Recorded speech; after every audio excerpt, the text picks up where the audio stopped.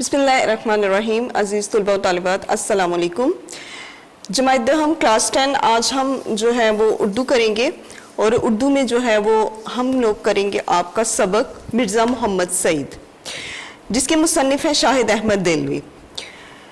मिर्ज़ा मोहम्मद सईद जो उन्होंने सबक लिखा है उसमें वो तलबा पर वाज़ह करना चाहते हैं कि अहले इल्म जो हैं वो खलीमुल तबा और वज़ादार होते हैं। इसके अलावा इल्मी मजालिस और अहले दानिश के तौर तरीक़ों को वो इस सबक में रोशनास करवाते हैं। वो नए अल्फाज और तरकीब से जो है वो तलबा को वाक़फ़ियत दिलाते हैं। इसके अलावा हाका, जुमला इस्मी और जुमला फ़ेलिया का जो तारुफ़ है वो सब इस सबक में करवाते हैं। तो जब हम इसकी रीडिंग करेंगे तो आपको साथ साथ बताते भी जाएंगे, आपको समझाते भी जाएंगे इसके मानी। तो मिर्ज़ा मोहम्मद सईद जो है ये सफ़र नंबर 13 पे है। इसकी रीडिंग की तरफ आते हैं। सुबह अखबारों में ये खबर पढ़कर दिल धक से रह गया। धक से रह गया यानी कि एकदम से परेशान हो गया या डर गया कि प्रोफेसर मिर्ज़ा मोहम्मद सईद का आज सोइम है। सोइम कहते हैं तीसरा दिन, यानी कि जब किसी की वफात को तीसरा दिन हो जाता है तो उसे सोइम कहते हैं। खामोश जिंदगी खामोश मौत। मिर्ज़ा साहब की अलालत मिजाज या मर्जुल मौत की इत्तला इससे पहले कहीं से नहीं मिली। खामोश जिंदगी यानी कि वो मौत को जो है वो खामोश जिंदगी कह रहे हैं और मौत जो है वो भी खामोश होती है। तो वो कहते हैं कि मिर्ज़ा साहब की अलालत मिजाज यानी कि उनकी जो बीमारी थी उसके बारे में, या उनकी जो मौत की वो मर्ज जो उनकी मौत की वजह बना, उसकी इत्तला जो है इससे पहले कहीं नहीं हमें मिली। यानी कि हमें इससे पहले कभी भी पता नहीं चला कि मिर्ज़ा साहब जो हैं वो इतने बीमार थे कि आखिर को वो मौत के मुंह में चले जाए। हज ये कि परसों वो रहलत फरमा गए यानी कि वो वफात पा गए और उनके सैकड़ों दोस्तों और कदरदानों को इस सानहा इर्तिहाल की खबर तक ना हुई। सैकड़ों यानी कि ढेर सारे जो उनके दोस्त थे, बहुत ज्यादा जो उनके दोस्त थे और उनके कदरदान यानी कि उनकी जो कदर करने वाले थे, उनको इस सानहा इर्तिहाल की यानी कि उनकी वफात का जो हादसा था उसकी खबर उन्हें बिल्कुल नहीं हुई। अफसोस, इतना बड़ा साहिब कमाल हम में से उठ जाए और उसकी सनौनी हम तक ना पहुंचे। साहिब कमाल यानी कि जो अपने हुनर में, अपने फ़न में जो माहिर था, उसके बारे में कहा जाता है कि अपने फ़न में वो जो है वो एक कमाल का दर्जा रखते थे और जब वो हम में से चले जाएं यानी कि वो वफात पा जाए और उनकी सनौनी यानी कि उनकी जो मौत की खबर थी वो हम तक नहीं पहुंची। कितने बेखबर हैं हम लोग, यानी कि हम लोग इतने बेखबर हैं कि हमें अंदाज़ा ही नहीं कि इतना बड़ा साहिब कमाल जो है वो हम में से हमें छोड़कर चला गया। हम लोग जिंदा कौमों का ये शौर नहीं होता कि अपने अहले कमाल से गाफिल हो जाएं। जिंदा कौमों का ये शौर यानी कि ये तौर तरीके जिंदा कौमों के नहीं होते कि अपने अहले कमाल से यानी कि ऐसे लोग जो कि कमाल रखते हैं अपने फ़न में, हम उनसे गाफिल हो जाए। गाफिल यानी कि बेपरवाह हो जाए।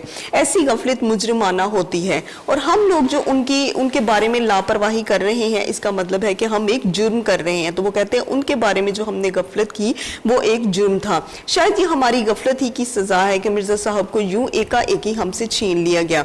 शायद ये हमारी गफलत ही की यानी कि हमारी लापरवाही की हमें ये सजा थी कि मिर्ज़ा साहब को यूं एकाएकी यानी कि अचानक जो है वो हमसे छीन लिया गया। आलिम की मौत आलम की मौत होती है। आलिम कहते हैं इल्म रखने वाले को, वो और आलम कहते हैं दुनिया को। तो वो कहते हैं कि जो इल्म रखने वाला है जब वो चला जाता है, उसकी मौत हो जाती है, तो इसका मतलब है कि पूरे जहान की मौत हो गई। अभी हमको इस बात का अंदाजा नहीं हो सकता कि मिर्ज़ा साहब के रुखसत हो जाने से हमारा कितना बड़ा नुकसान हो गया है। अभी तो हमें ये नहीं मालूम कि वो इस दुनिया से चले गए हैं और उनके जाने की वजह से जो है वो हमारा कितना नुकसान हुआ है, इसका अंदाजा हमें अभी नहीं, लेकिन वक्त गुजरने के साथ साथ जरूर होगा। अब इनकी अदम मौजूदगी कहते हैं गैर मौजूदगी को। अब इनकी अदम मौजूदगी रह रह कर हमें इनकी याद दिलाएगी और वक्त के साथ इनकी जुदाई का गाव जो है वो बढ़ता चला जाएगा। गाव कहते हैं जख्म को। तो वो कहते हैं इनकी जो गैर मौजूदगी है वो हमें रह रह कर इनकी याद दिलाएगी और आहिस्ता आहिस्ता इनकी जुदाई का जो गम है वो बढ़ता चला जाएगा। मिर्ज़ा साहब बहुत ही खामोश काम करने वालों में से थे। बहुत ही खामोश काम करने यानी कि वो एक तरफ होकर जो है वो अपना काम करते थे। उन्हें सिर्फ अपने काम से दिलचस्पी थी, वो किसी दूसरे से कोई गर्ज नहीं रखते थे। यानी इतने खामोश के खुद इनके ज़माने के अक्सर लोग भी इनके इल्मी और अदबी कारनामों से वाकिफ़ नहीं हुए। यानी कि वो बहुत अच्छे जो हैं वो लिखने वाले थे, मुसन्निफ थे, अदब से उन्हें बड़ा लगाव था, लेकिन वो इस तरह नहीं थे कि अगर वो कोई कारनामा करते तो उसका बहुत زیادہ شور کرتے تھے، نہیں، بلکہ دوسرے جو ہیں وہ ان کے ادبی کارناموں کو پڑھ کر، ان کی کتابوں کو پڑھنے کے بعد جو ہے وہ کہتے تھے کہ یہ مرزا صاحب کا لکھا ہوا جو ہے وہ کام ہے، تو وہ کہتے ہیں دوسرے جو ہیں وہ ان سے آگاہ ہوتے تھے، لیکن وہ خود کبھی بھی اپنے کام کا شور نہیں کرتے تھے۔ دراصل خود مرزا صاحب شہرت سے گھبراتے تھے، اصل میں وہ اس لیے شور نہیں کرتے تھے کہ وہ اپنی شہرت سے گھبراتے تھے، انہیں شہرت پسند نہیں تھی اور پبلک پلیٹ فارم پر آنا پسند نہیں کرتے تھے۔ پبلک پلیٹ فارم پر یعنی کہ لوگوں کے سامنے جو ہے وہ اپنا نام لانا یا خود کو مشہور کرنا وہ پسند نہیں کرتے تھے۔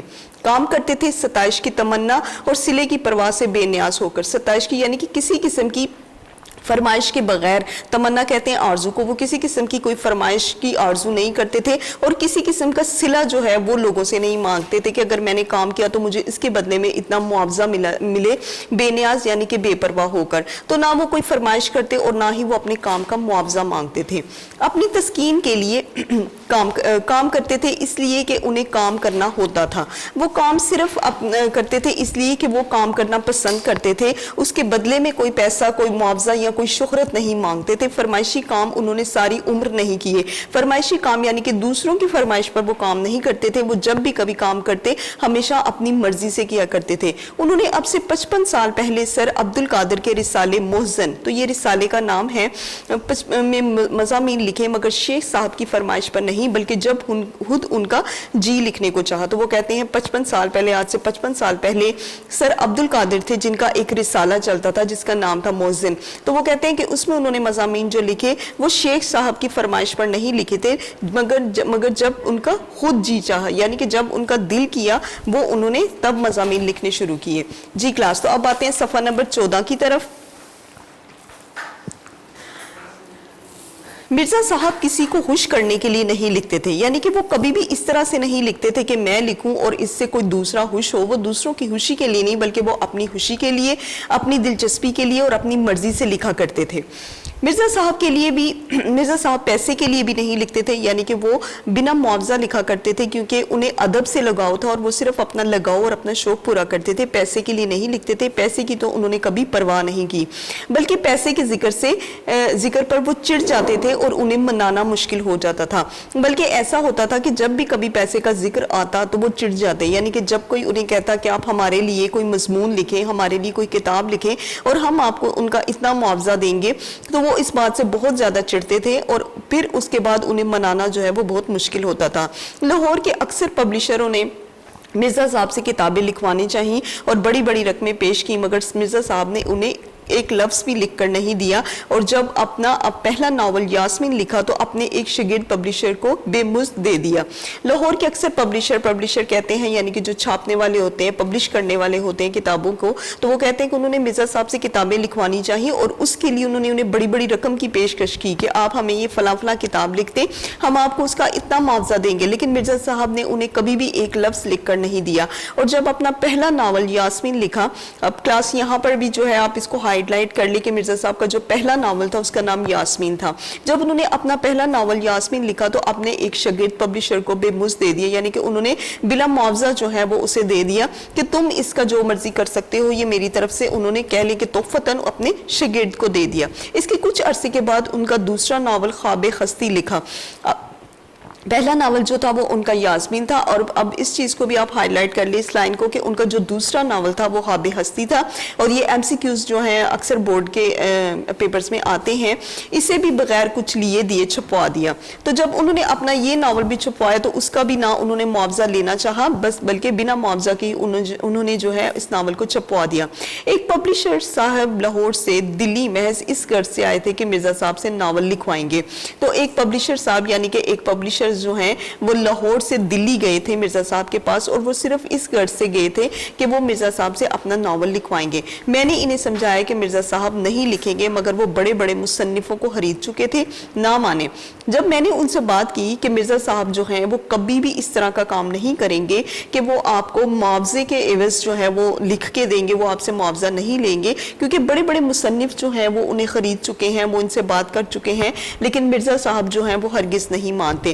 ہم انہیں ایک ناول کا 1000 روپیہ دیں گے تو وہ کیوں نہیں لکھیں گے؟ پھر پبلشر بولے کہ جب ہم انہیں ایک ناول کا 1000 روپیہ دیں گے تو وہ کیوں نہیں लिखेंगे वो ज़रूर 1000 रुपये पर मानेंगे। ये वो ज़माना था कि 200-250 रुपये में अच्छा खासा नावल पब्लिशर को मिल जाता था। चुनांचे मुझे अपने साथ लेकर मिर्ज़ा साहब की खिदमत में हाजिर हुए। तो वो कहते हैं कि ये ज़माना जो है वो ज़माना था जब 200-250 रुपये में अच्छा खासा नावल जो है वो पब्लिशर को मिल जाता था। यानी कि पब्लिशर जो है वो 200-250 रुपये में भी अपना काम निकलवा लेते थे, लेकिन इसके बावजूद जो पब्लिशर जो है वो लाहौर से दिल्ली उनके पास आए, वो उन्हें 1000 रुपया देना चाह रहे थे। तो वो कहते हैं कि 1000 रुपये का सुनकर तो वो जरूर जो है वो मेरा नावल लिखेंगे। मैं उनकी मिर्जा साहब की खिदमत में हाजिर हुए। मैंने तारुफ करवाया मिर्जा साहब का माथा ठंका। माथा ठंका यानी कि वो एकदम से जो है खबरदार हो गए। पब्लिशर साहब ने छूटते ही नावल लिखने की फरमाइश की। पब्लिशर साहब जो हैं, जो उनसे मिलने के लिए आए थे, एकदम से छूटते ही यानी कि बिना कोई और बात किए, कोई हैरो आफियत पूछे बगैर ही उन्होंने एकदम से कहा कि आप मुझे नावल लिख देंगे। मिर्जा साहब बड़े ठंडे मिजाज के आदमी थे। बोले आप मेरे नावल के 5000 दे देंगे, 10,000 दे देंगे, मुझे ये मंजूर नहीं है कि जो काम कर रहा हूँ उसे छोड़कर आपके लिए नावल लिखूँ। पब्लिशर साहब ने जब उनसे ये कहा कि आप मेरे लिए नावल लिखेंगे, तो मिर्जा साहब जो है वो बड़े ठंडे मिजाज के, यानी कि एकदम से वो गर्म तबीयत में नहीं आ जाते थे, वो बड़े ठंडे मिजाज के आदमी थे। तो वो बोले आप मुझे मेरे नावल का क्या देंगे, 5000 देंगे या 10,000 देंगे, लेकिन मुझे ये बात मंजूर नहीं है कि जो काम मैं फिलहाल कर रहा हूं मैं उसे छोड़कर आपके लिए नावल लिखूं।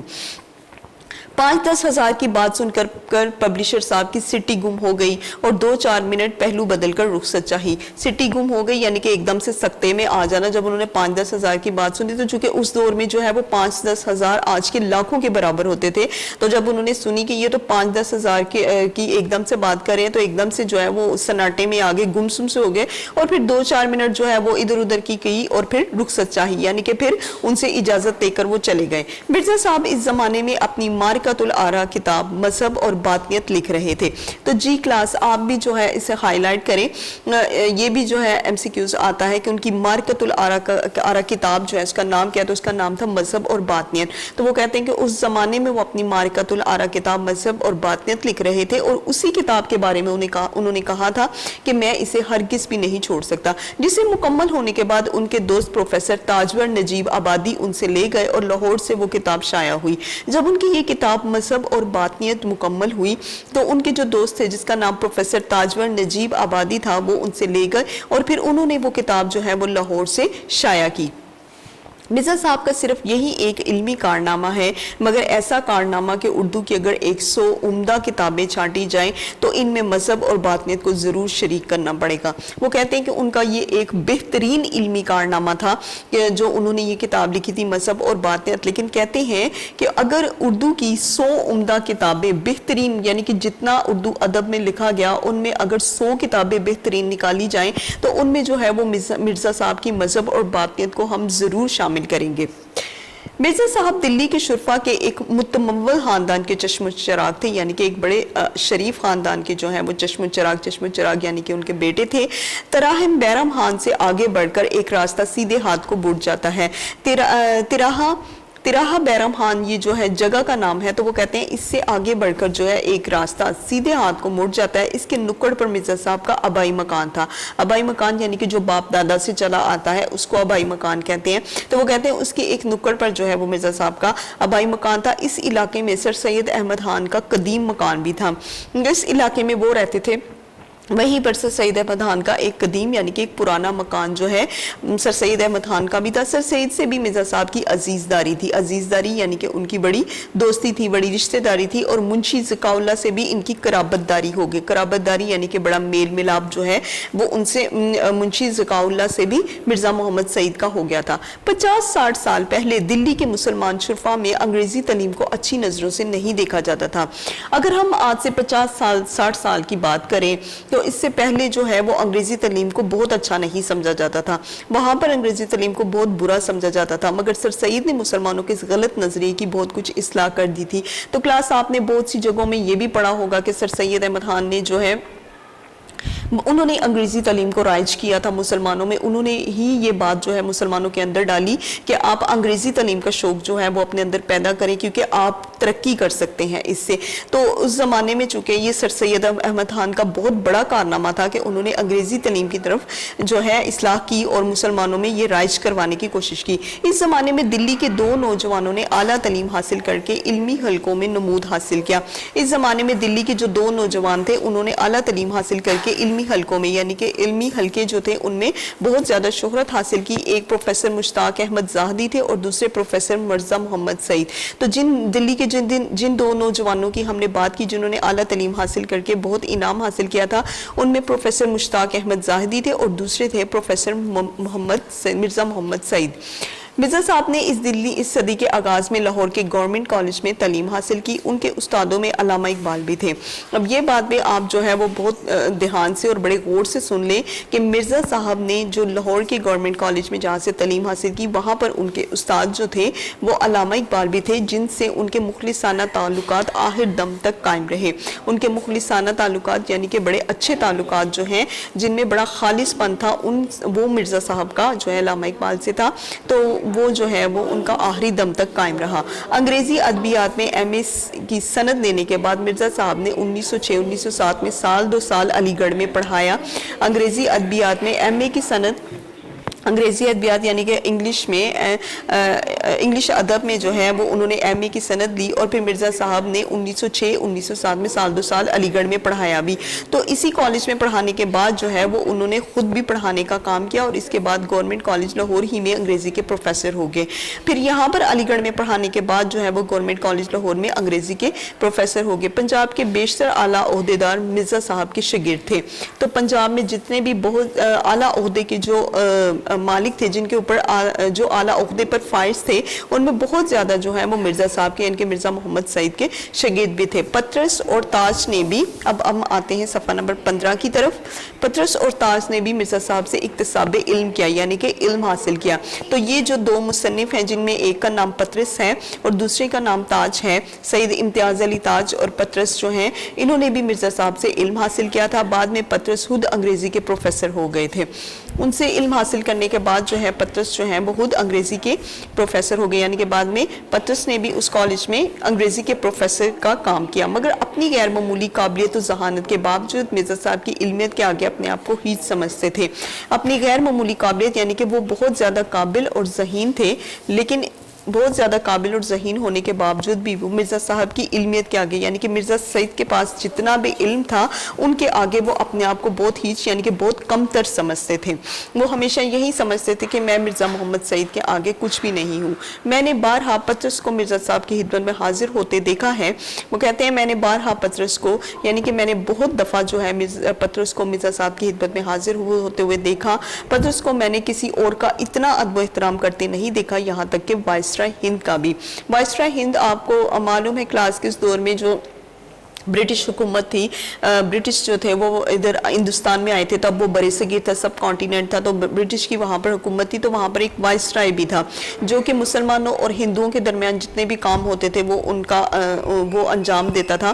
تو وائسرائے جو ہے وہ اس کا نام تھا۔ تو وہ کہتے ہیں کہ میں نے پطرس کو کسی کی بھی جو ہے اتنی عزت کرتے ہوئے اتنا ادب کرتے ہوئے نہیں دیکھا جتنا میں نے وائسرائے ہند کو دیکھا۔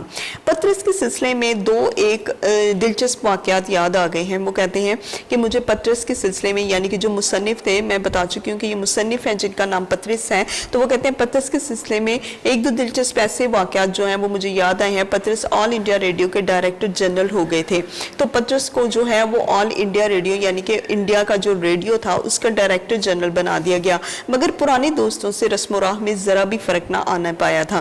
تو پرانے ان کے جو دوست تھے ان سے رسم و راہ یعنی کہ ان سے سلام دعا میں میل ملاپ میں جو ہے وہ ان کے بالکل فرق نہیں آیا۔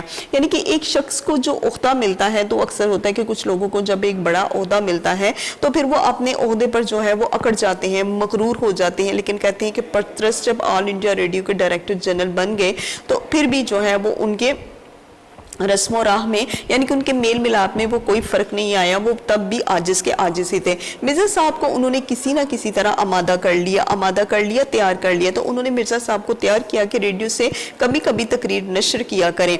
तो फिर पतरस ने जो है वो मिर्ज़ा साहब से कहा कि आप ऐसा करें कि कभी कभी जो है वो रेडियो पर जो है वो तकरीर नशर कर दिया करें। 2-1 तकरीरों के बाद मिर्ज़ा साहब ने कॉन्ट्रैक्ट वापस करने शुरू कर दिए। जब मिर्ज़ा साहब ने 2-1 तकरीरें की तो फिर उसके बाद क्या हुआ कि एक कॉन्ट्रैक्ट कहते हैं, एक मुद्दत होती है जिसमें 1-2 साल की होती है। तो आप जिस कंपनी में काम करते हैं उस कंपनी के साथ आप एक कॉन्ट्रैक्ट करते हैं 1 साल का या 2 साल का। उसके अलावा जो है वो आप किसी दूसरी कंपनी में कोई कॉन्ट्रैक्ट दूसरा नहीं कर सकते। तो वो कॉन्ट्रैक्ट जब उन्होंने 1-2 तकरीरें की तो उन्होंने वो कॉन्ट्रैक्ट वापस करने शुरू कर दिए। शुदा बात पतरस तक पहुंच गई। शुदा ये फारसी का जो है वो जुमला है। शुदा यानी कि आहिस्ता आहिस्ता ये बात जो है वो पतरस तक पहुंची। हाजिर होकर वजह दरियाफ्त की। मिर्ज़ा साहब ने फरमाया तुम्हें इस्लाह देने के बाद मुझे ये मंजूर नहीं कि तुम्हारे शागिर्द मुझे इस्लाह दें। जब वो पतरस जो है जब वो मिर्ज़ा की खिदमत में हाजिर हुए तो उन्होंने वजह दरियाफ्त करना, मालूम करना, उन्होंने मालूम किया कि आपने ऐसा क्यों किया कि आप आहिस्ता आहिस्ता जो है वो कॉन्ट्रैक्ट छोड़ रहे हैं। मिर्ज़ा साहब ने फरमाया तुम्हें इस्लाह देने के बाद, इस्लाह मतलब दुरुस्तगी, कि मैंने तुम्हें सिखाया, मैं तुम्हारा उस्ताद हूँ, तो मुझे ये मंजूर नहीं कि तुम्हें इस्लाह देने के बाद तुम्हारे शागिर्द जो हैं वो मुझे इस्लाह दें। तो यहाँ पर जो है वो उनकी खुददारी जो है वो बड़ी वाज़ेह हो जाती है कि वो बड़े खुददार इंसान थे और वो ये नहीं चाहते थे कि कोई मुझे सिखाए, क्योंकि अल्हम्दुलिल्लाह से उनके पास बहुत ज़्यादा इल्म था, अल्लाह का बड़ा एहसान था उन पर। तो वो ये बात कभी भी बर्दाश्त नहीं कर सकते थे कि मेरे शागिर्द के जो आगे से शागिर्द हैं वो मुझे सिखाएं। तो ये बात जो है मिर्ज़ा साहब को बिल्कुल पसंद नहीं आई। पतरस ने बड़ी माजरत यानी कि बड़ी माफ़ी मांगी उनसे, मगर मिर्ज़ा साहब आइंदा नशर करने के लिए आमादा नहीं हुए। लेकिन मिर्ज़ा साहब ने जो है वो बिल्कुल तैयार नहीं हुए। उन्होंने कहा कि मैं आइंदा बिल्कुल कोई भी तकरीर जो है वो नशर नहीं करूँगा। तो अगले दिन दफ्तर में क़यामत आ गई। अब अगला दिन क्या हुआ? अगले दिन ऐसा हुआ कि दफ्तर में क़यामत आ गई, एक हंगामा सा बरपा हो गया। पूरे स्टाफ को जमा करके उन्होंने ब्रॉडकास्टिंग के हुस्न अखलाक पर एक तवील लेक्चर दिया।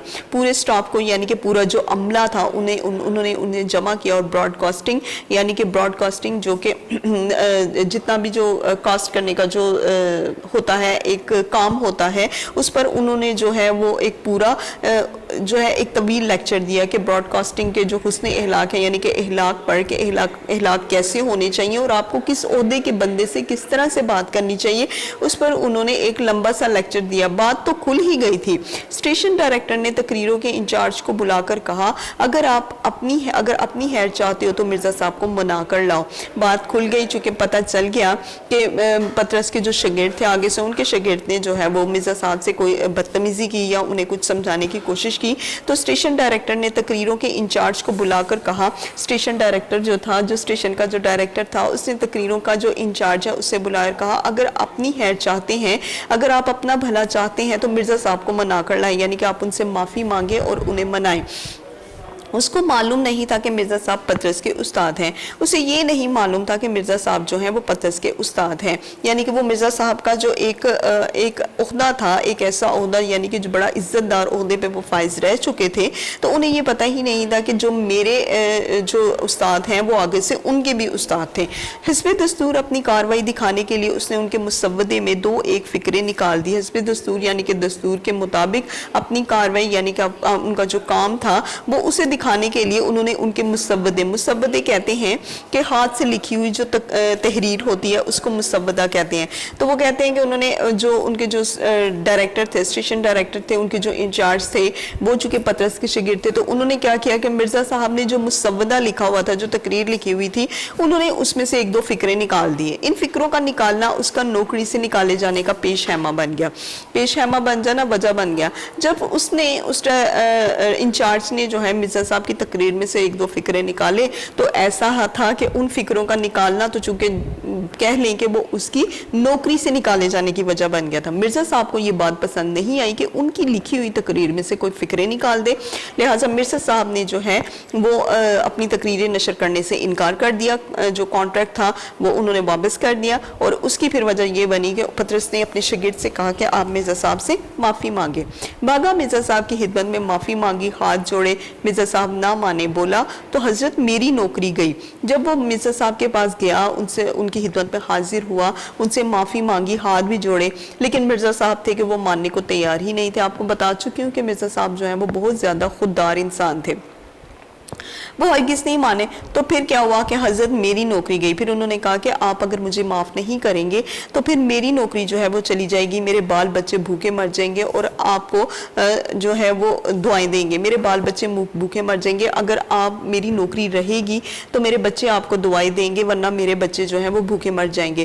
مرزا صاحب کے کان کھڑے ہوئے، بولے یہ تو میں نہیں چاہتا، یعنی کہ مرزا صاحب یہ نہیں چاہتے تھے کہ کسی کا رزق جو ہے وہ میری وجہ سے جاتا رہے، یا پھر کسی کے بچے جو ہے وہ میری وجہ سے بھوکے مرے۔ تو وہ کہتے تھے کہ یہ میں نہیں چاہتا کہ میری وجہ سے تمہاری نوکری جائے اور تمہارے بال بچے بھوکے مرے۔ اس نے کہا اگر آپ یہ نہیں چاہتے تو اس کانٹریکٹ پر دستخط کیجئے۔ مرزا صاحب نے فوراً دستخط کر دیے۔ پھر اس نے کہا کہ اگر آپ یہ نہیں چاہتے کہ میرے ساتھ ایسا ہو، میں نوکری سے نکالا جاؤں، تو پلیز مہربانی فرما کر آپ میرا جو کانٹریکٹ ہے اس پر دستخط کر دیجئے۔ دستخط کرنا یعنی کہ سائن کر دینا، سگنیچر کر دینا۔ مرزا صاحب نے فوراً جو ہے وہ اس پر دستخط کر دیے۔ جنگ کے زمانے میں حسن اتفاق سے دلی میں لاہور کے بیشتر ادیب اور شاعر ریڈیو میں یا دوسرے سرکاری محکموں میں جمع ہو گئے تھے۔ جنگ کے زمانے میں یعنی کہ جب دلی میں جنگ کا دور شروع ہو گیا ہوا تھا، جنگ ہو رہی تھی، تو حسن اتفاق یعنی کہ اتفاق سے ہی دلی میں لاہور کے بیشتر ادیب اور شاعر جو ہیں، بیشتر ادیب یعنی کہ جو ادب سے مصنف تھے، ادب سے تعلق رکھنے والے تھے، وہ اور شاعر جو ہیں وہ ریڈیو میں یا دوسرے سرکاری محکموں میں جمع ہو گئے تھے۔ پطرس کی تحریک پر ایک محدود ادبی حلقہ قائم کیا گیا تھا۔ پطرس کی تحریک پر، تحریک کہتے ہیں حرکت میں لانا یا پھر کسی بات کے لیے جو ہے وہ کام چلانا، تو وہ کہتے ہیں انہوں نے ایک تحریک شروع کی اور اس پر ایک محدود ادبی حلقہ، محدود یعنی کہ بڑا تھوڑا سا کم، جس میں چند ایک لوگ ہوتے ہیں، تو ان میں جو ہے وہ چند ایک ادب کے جو لوگ جو ہیں وہ شامل کیے گئے، جس میں ڈاکٹر تاثیر، فیض احمد فیض، حامد علی خان، حمید احمد خان، چراغ حسن حسرت، محمود نظامی، غلام عباس، انسان ناصری وغیرہ شریک کیے گئے تھے۔ تو یہ جتنے بھی تھے شاعر تھے اور ادب سے تعلق رکھنے والے تھے، ان سب کو جو ہے وہ شامل کیا گیا۔ ہر مہینے اس کا ایک جلسہ ہوتا تھا، کبھی پطرس کے گھر پر اور کبھی ڈاکٹر تاثیر کے گھر پر۔ تو ہر مہینے جو ہے وہ ادب سے متعلقہ ایک جلسہ ہوا کرتا تھا، اور وہ جلسہ کبھی پطرس کے گھر پر ہوا کرتا تھا اور کبھی ڈاکٹر تاثیر کے گھر پر۔ اس میں ایک مقالہ کسی ادبی موضوع پر پڑھا جاتا تھا، ایک مقالہ یعنی کہ کوئی ایک مقالے جو ہیں وہ ادب کے موضوع پر پڑھے جاتے تھے، اور اس میں گفتگو جو ہے جی کلاس۔ تو اب آتے ہیں ہم لوگ صفحہ نمبر 16 کی طرف۔ گفتگو ہوتی تھی اور پھر اس ادبی مقالے پر جو ہے وہ گفتگو ہوتی تھی۔ ایک جلسے میں محمود نظامی نے مقالہ پڑھا، تو وہ کہتے ہیں کہ ایک ایسا جلسہ جس میں محمود نظامی جو ہیں وہ بھی شامل تھے، ادب سے تعلق تھا، ان کا بہت گہرا تعلق تھا، انہوں نے مقالہ پڑھا، اس میں مرزا صاحب بھی تشریف لائے تھے۔ تو اس مقالے میں جو ہے وہ مرزا صاحب بھی تشریف لائے تھے۔ ڈاکٹر تاثیر نے گفتگو کا آغاز کیا، تو اس مقالے کے بعد ڈاکٹر تاثیر جو ہیں وہ انہوں نے گفتگو شروع کی۔ پطرس خاموش رہے، پطرس جو ہیں وہ مسلسل خاموش تھے، وہ نہیں بول رہے تھے۔ مرزا صاحب سے درخواست کی گئی کہ کچھ فرمائے، درخواست کی یعنی کہ ان سے عرض کیا کہ آپ کچھ فرمائیں۔ اس پر مرزا صاحب بحث و مباحثہ کو ناپسند کرتے تھے، یعنی کہ وہ دوسروں کے ساتھ بلا وجہ بحث نہیں کرتے تھے، وہ اس چیز کو بہت ناپسند کرتے تھے، اس لیے بڑی محتاط رائے دیتے تھے، بڑی محتاط یعنی کہ بڑی احتیاط کے ساتھ جو ہے وہ اپنی رائے، اپنا مشورہ وغیرہ دیتے تھے۔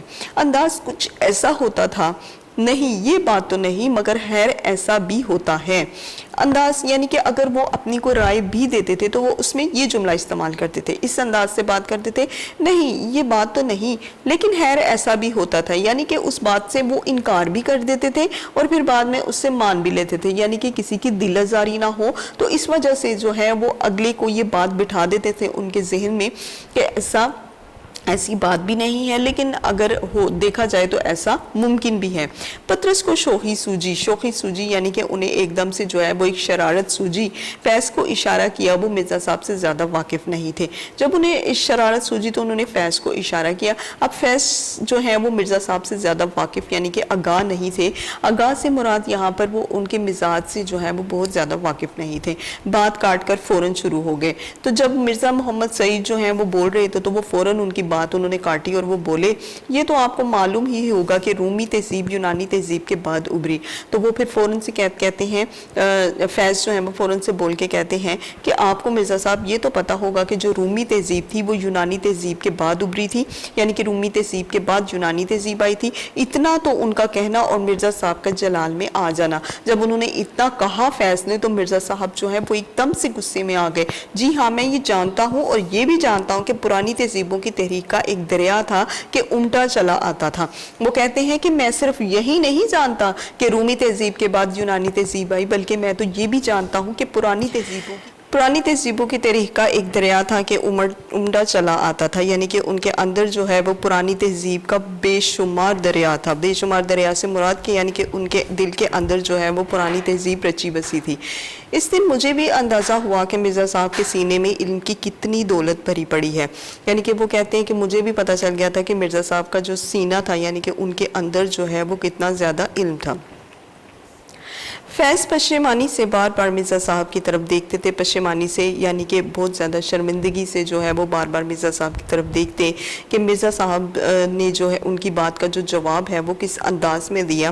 یعنی کہ وہ مرزا صاحب کو نیچا دکھانے کی کوشش کر رہے تھے, لیکن مرزا صاحب جو کہ نیچا نہیں دیکھنا چاہتے تھے. پطرس دل ہی دل میں ہنس رہے تھے. پطرس جو ہیں وہ جو مرزا صاحب کے شاگرد تھے وہ دل ہی دل میں ہنس رہے تھے کہ دیکھا اسے کہتے ہیں علم کا سمندر.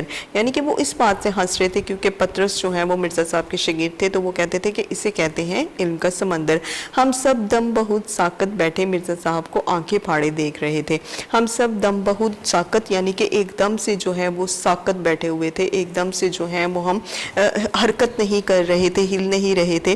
تو وہ کہتے ہیں کہ ہم سب جو ہیں وہ بڑے آرام سے بیٹھے مرزا صاحب کو آنکھیں پھاڑنے کا مطلب ہے کہ غور سے دیکھ رہے تھے. تو وہ کہتے ہیں کہ ہم سب جو ہیں مرزا صاحب کو بڑے غور سے دیکھ رہے تھے کہ مرزا صاحب جو ہیں وہ اتنا علم اپنا کس طرح سے جو ہے وہ ایک دم سے باہر نکال رہے ہیں کہ کسی ایک بندے نے سوال پوچھا تو فوراً سے جو ہے وہ انہوں نے اپنے سوال کا جواب دیا. پطرس نے مرزا صاحب کے جلال کو ختم کرنے کے لیے فوراً چائے کا سامان رکھوانا شروع کر دیا.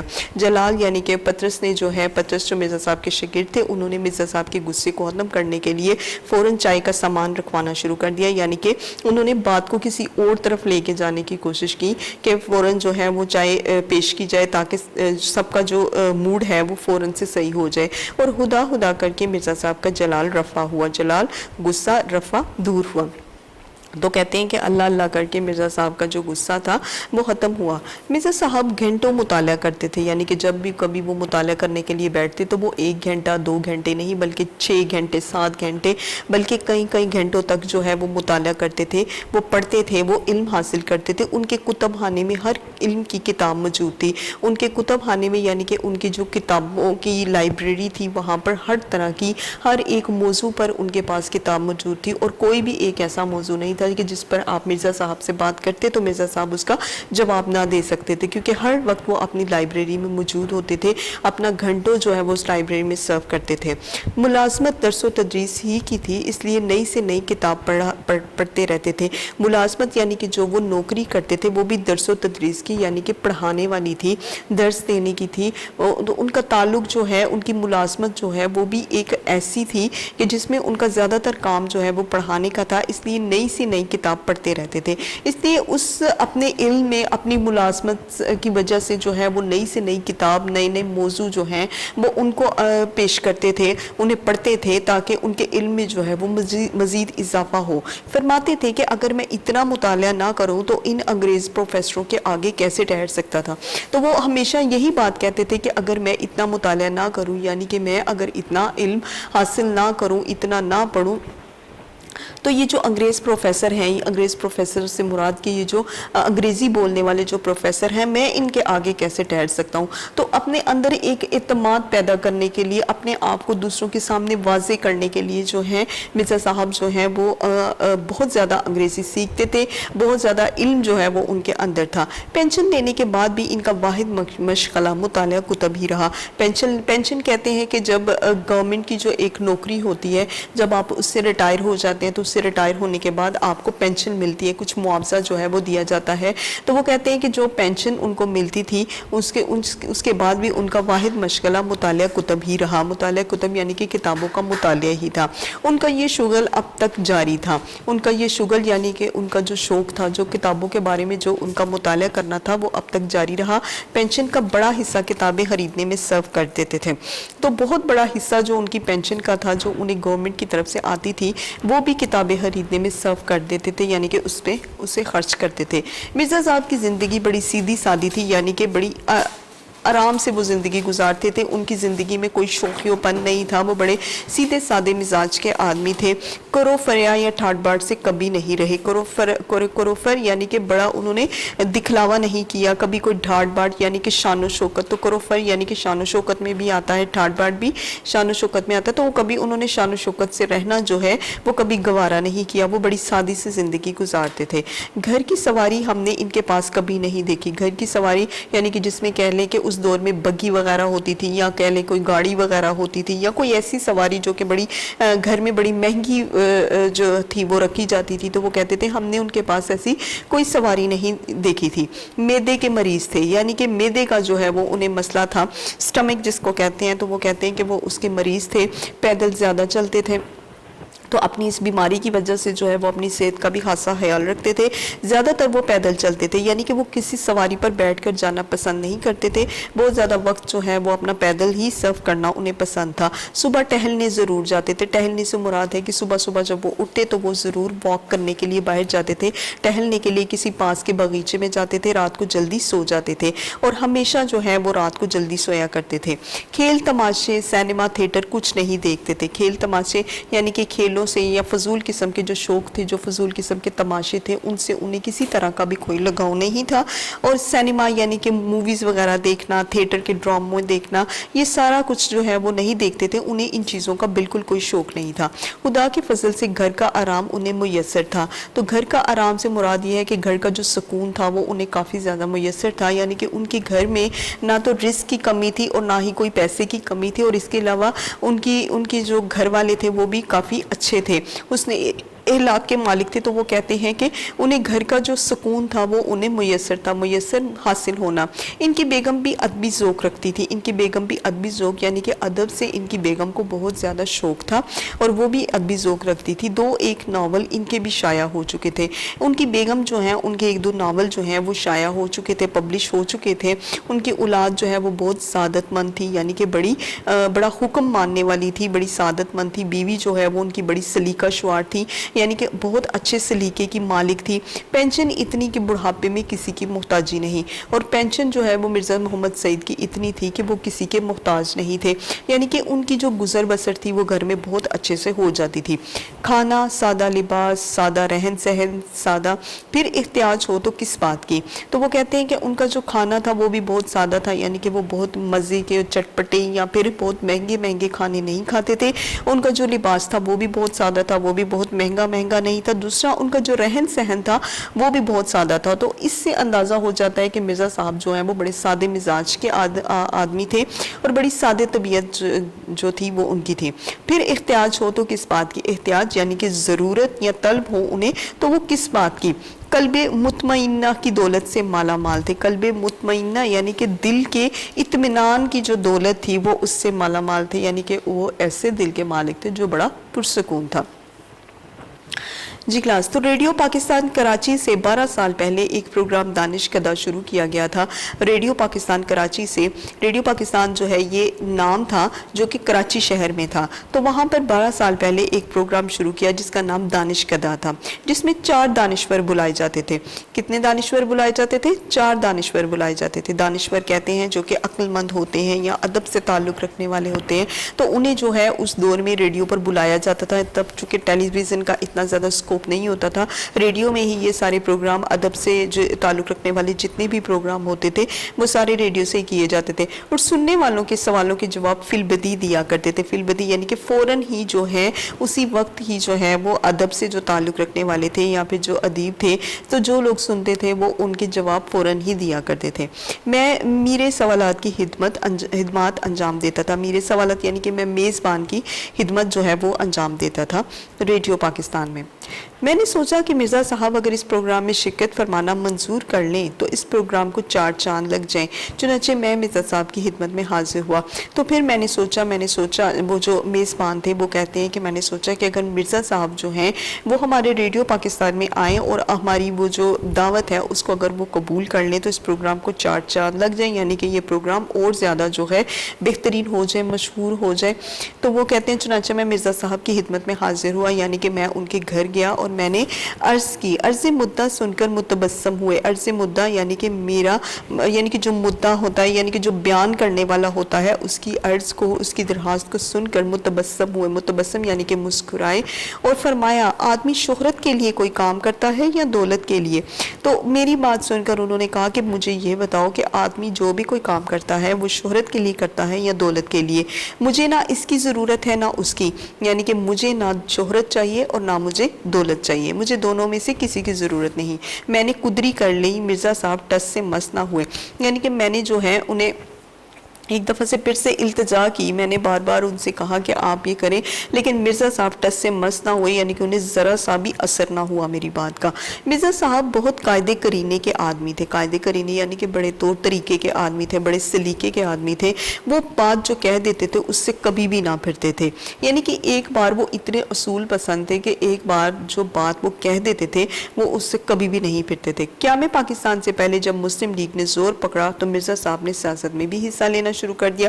قیام پاکستان سے پہلے یعنی کہ پاکستان کے قیام سے پہلے مسلم لیگ کی پارٹی تھی، جب اس نے زور پکڑا تو مرزا صاحب نے بھی سیاست میں حصہ لینا شروع کر دیا، یعنی کہ انہیں جو ہے وہ سیاست پسند آئی اور وہ چاہتے تھے کہ وہ سیاست میں حصہ لیتے اور صوبائی مسلم لیگ کے صدر منتخب ہوئے۔ جی کلاس تو اب صفحہ نمبر 17 کی طرف آتے ہیں۔ صوبائی مسلم لیگ کے صدر منتخب ہوئے تو صوبائی مسلم لیگ جو تھے ان کے صدر جو ہیں وہ منتخب ہو گئے، ان کا انتخاب کیا گیا ایک صدر کی حیثیت سے، اور مسلم لیگ کونسل کے ممبر بھی چنے گئے۔ اور مسلم لیگ کونسل اس کے علاوہ صدر بننے کے بعد انہیں مسلم لیگ کونسل جو ہے وہ اس کا ممبر بھی بنایا گیا۔ کراچی یونیورسٹی قائم ہوئی تو اس کے مشیر مقرر ہوئے۔ اس کے بعد جب کراچی یونیورسٹی قائم ہوئی، کراچی یونیورسٹی یہ نام ہے یونیورسٹی کا، جب وہ قائم ہوئی تو وہ اس کے مشیر یعنی کہ مشورہ دینے والے جو ہیں وہ مقرر کیے گئے کراچی یونیورسٹی میں۔ اور جب پاکستانی ادیبوں کا گلڈ 1959 میں بنایا گیا تو مرزا صاحب ہی نے اس کے پہلے اجلاس کی صدارت فرمائی۔ اس کے علاوہ جب پاکستانی ادیبوں کا گلڈ 1959 میں 1959 میں جو ہے وہ پاکستانی ادیبوں کا گلڈ بنایا گیا تو اس میں مرزا صاحب نے اجلاس کی صدارت فرمائی، یعنی کہ اس جلسے میں جو صدارت کے صدر کے طور پر تھے وہ بھی مرزا صاحب ہی تھے۔ مرزا صاحب بظاہر علیل نہیں معلوم ہوتے تھے۔ مرزا صاحب جو ہیں وہ بظاہر علیل یعنی کہ اگر انہیں دیکھیں تو وہ ظاہری طور پر جو ہے وہ بیمار نہیں معلوم ہوتے تھے، وہ بڑے تندرست لگتے تھے۔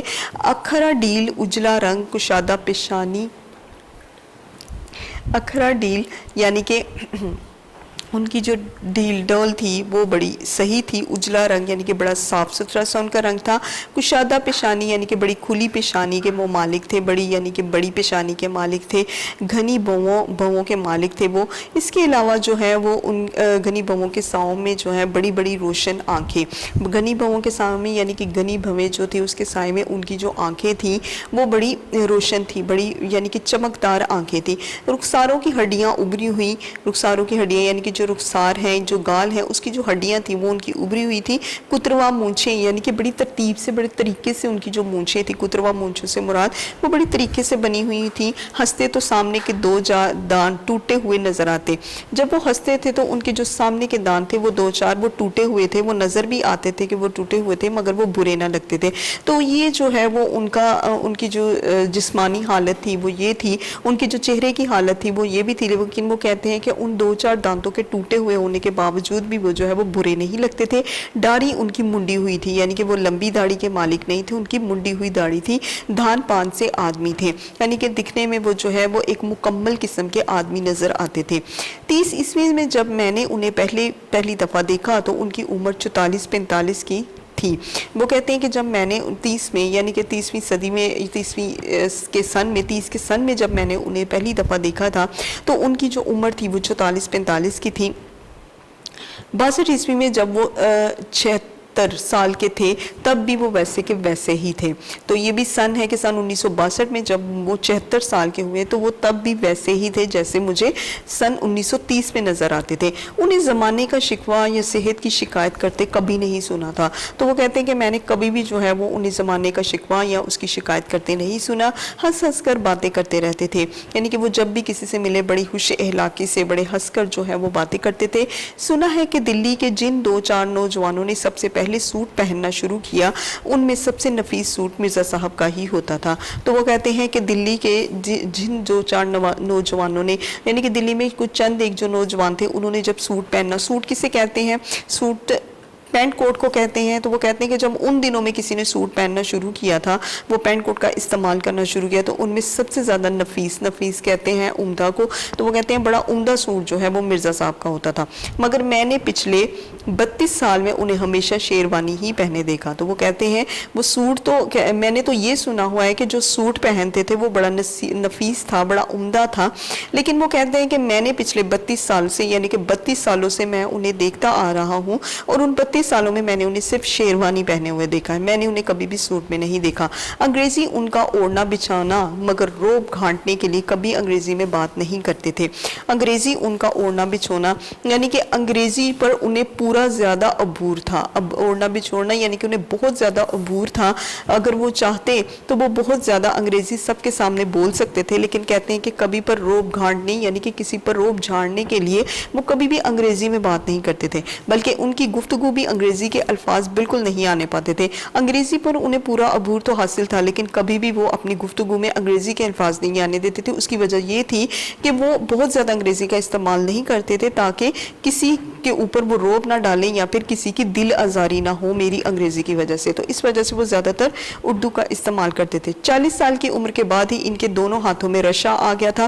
رشا یہ ایک بیماری ہوتی ہے کلاس, جس میں جو ہے وہ مسلسل آپ کے 24 گھنٹے ہاتھ کانپتے رہتے ہیں. تو یہ کانپنے کی ایک بیماری ہوتی ہے جس کو رشا کہتے ہیں. تو وہ کہتے ہیں 40 سال کی عمر کے بعد ان کے دونوں ہاتھوں میں رشا آ گیا. اس سے لکھنے میں انہیں زحمت ہوتی تھی. زحمت یعنی کہ انہیں تکلیف ہوتی تھی, وہ زیادہ لکھ نہیں سکتے تھے. خوش اخلاق اور خوش مزاج آدمی تھے.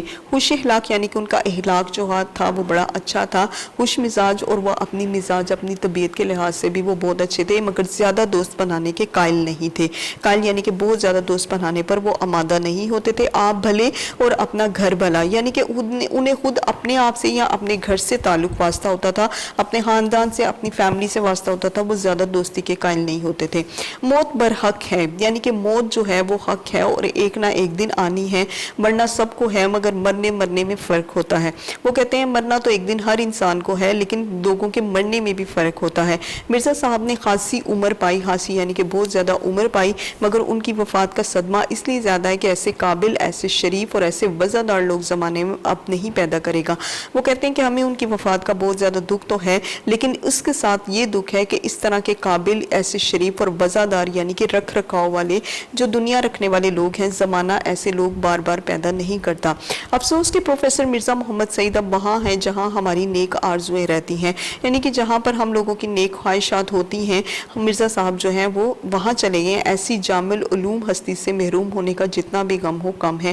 جامع العلوم یعنی کہ ایسی ہستی کہتے ہیں کہ کسی کی جو زندگی ہوتی ہے یا کسی کے ہونے کو کہتے ہیں. تو وہ کہتے ہیں اس ہستی کو جامع العلوم یعنی کہ جو علم سے بڑی پڑی تھی, جس کے وجود کو ہم ایک جامعہ کہہ سکتے ہیں پورے کا پورا, اس سے محروم ہونے کا یعنی کہ اس سے چھوڑ جانے کا جتنا بھی غم ہو وہ اتنا ہی کم ہے.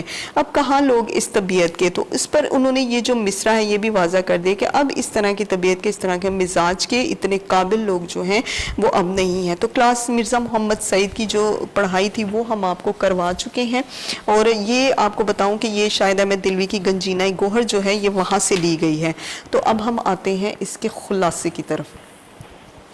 جی اب خلاصہ اس کا پڑھتے ہیں. خلاصے میں کیا ہے کہ صبح اخباروں میں جب میں نے یہ خبر پڑھی تو وہ کہتے ہیں کہ جب میں نے اخبار میں یہ خبر پڑھی کہ مرزا محمد سعید کا صوم ہے، یعنی کہ انہیں وفات پائے ہوئے آج تیسرا دن ہے، تو مجھے بہت زیادہ دکھ ہوا اس بات کا.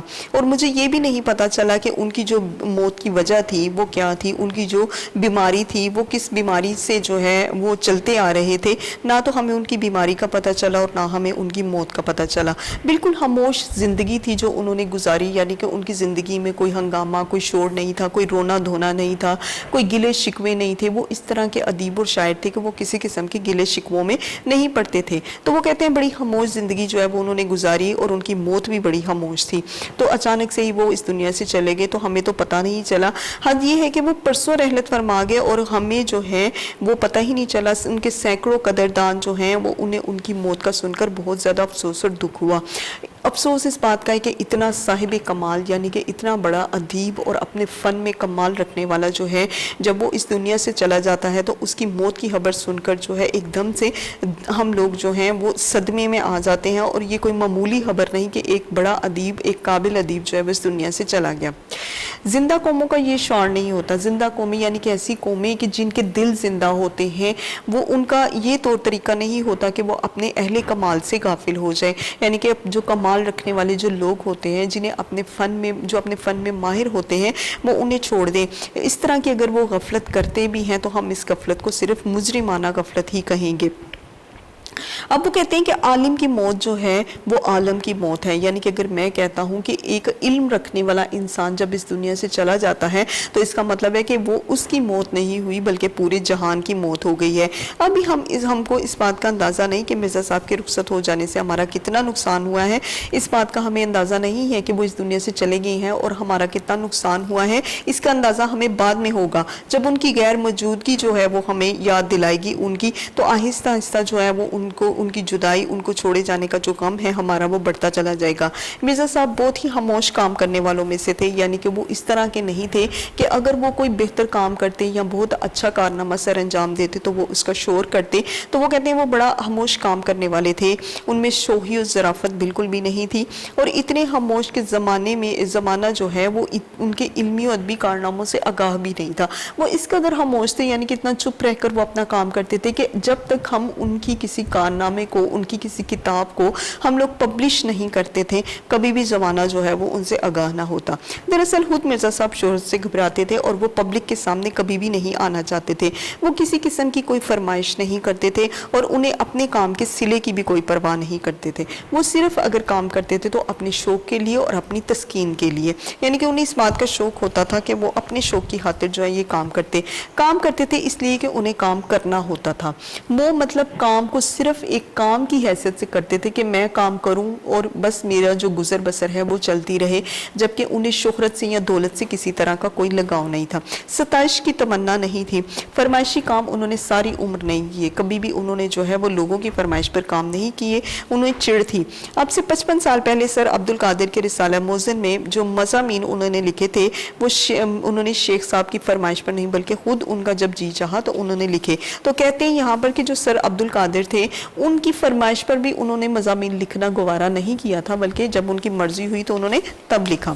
جی اب آگے آتے ہیں خلاصے کے صفحہ نمبر 14 کی طرف. مرزا صاحب کسی کو خوش کرنے کے لیے نہیں لکھتے تھے. یعنی کہ کبھی بھی جو ہے وہ دوسروں کو خوش کرنے کے لیے نہیں لکھتے تھے. انہیں دوسروں سے کوئی لگاؤ نہیں ہوتا تھا. وہ اپنی مرضی سے لکھتے تھے اور کبھی بھی پیسے کے لیے نہیں لکھتے تھے. پیسے کی تو انہوں نے کبھی پرواہ نہیں کی بلکہ پیسوں سے انہیں چڑ ہوتی تھی. یعنی کہ جب بھی کبھی کوئی انہیں یہ کہا کرتا تھا کہ آپ ہم سے اتنا پیسے لیں، اتنا معاوضہ لیں، تو وہ اس بات کو جو ہے وہ بڑا برا مناتے تھے، بڑا غصہ کرتے تھے. لاہور کے بہت سے پبلشرز جو ہیں وہ بڑی بڑی رقمیں دے کر ان سے کتابیں لکھوانا چاہتے تھے لیکن مرزا صاحب جو ہیں انہوں نے ایک بھی لفظ انہیں لکھ کر نہیں دیا اور نہ انہیں یہ گوارا تھا. جب انہوں نے اپنا پہلا ناول یاسمین لکھا تو انہوں نے اپنا وہ ناول اپنے ایک شاگرد کو بنا کسی معاوضے کے دیا. اس کے بعد کچھ عرصے کے بعد انہوں نے اپنا دوسرا ناول ہاب ہستی بھی لکھا اور اس ناول کو بھی انہوں نے بغیر کچھ لیے دیے یوں ہی چھپوا دیا. ایک پبلشر صاحب جو تھے، ایک دفعہ ایسا ہوا کہ ایک پبلشر جو ہیں وہ لاہور سے دلی محض اس غرض سے آئے کہ مرزا صاحب سے ناول لکھوائیں گے. تو ایک پبلشر جو ہیں وہ لاہور سے آئے دلی مرزا صاحب سے ملنے کے لیے اور ان کی یہ غرض تھی کہ وہ مرزا صاحب سے ناول لکھوائیں گے۔ میں نے انہیں سمجھایا کہ مرزا صاحب نہیں لکھیں گے، چونکہ وہ پہلے ہی سے مرزا صاحب کی عادتوں سے واقف تھے، تو وہ کہتے ہیں میں نے انہیں بہت کہا کہ وہ کبھی بھی نہیں لکھیں گے۔ وہ بڑے بڑے مصنف جو ہیں وہ مرزا صاحب کو خریدنے کی کوشش کر چکے ہیں لیکن بے سود۔ ہم نے انہیں ناول، ہم آگے سے وہ کہتا ہے کہ ہم انہیں ناول کا 1000 روپیہ دیں گے، تو وہ کیوں نہیں لکھیں گے؟ یعنی کہ جب ہم انہیں اتنی بڑی آفر کریں گے، ہم انہیں 1000 دیں گے تو پھر وہ کیوں نہیں لکھیں گے؟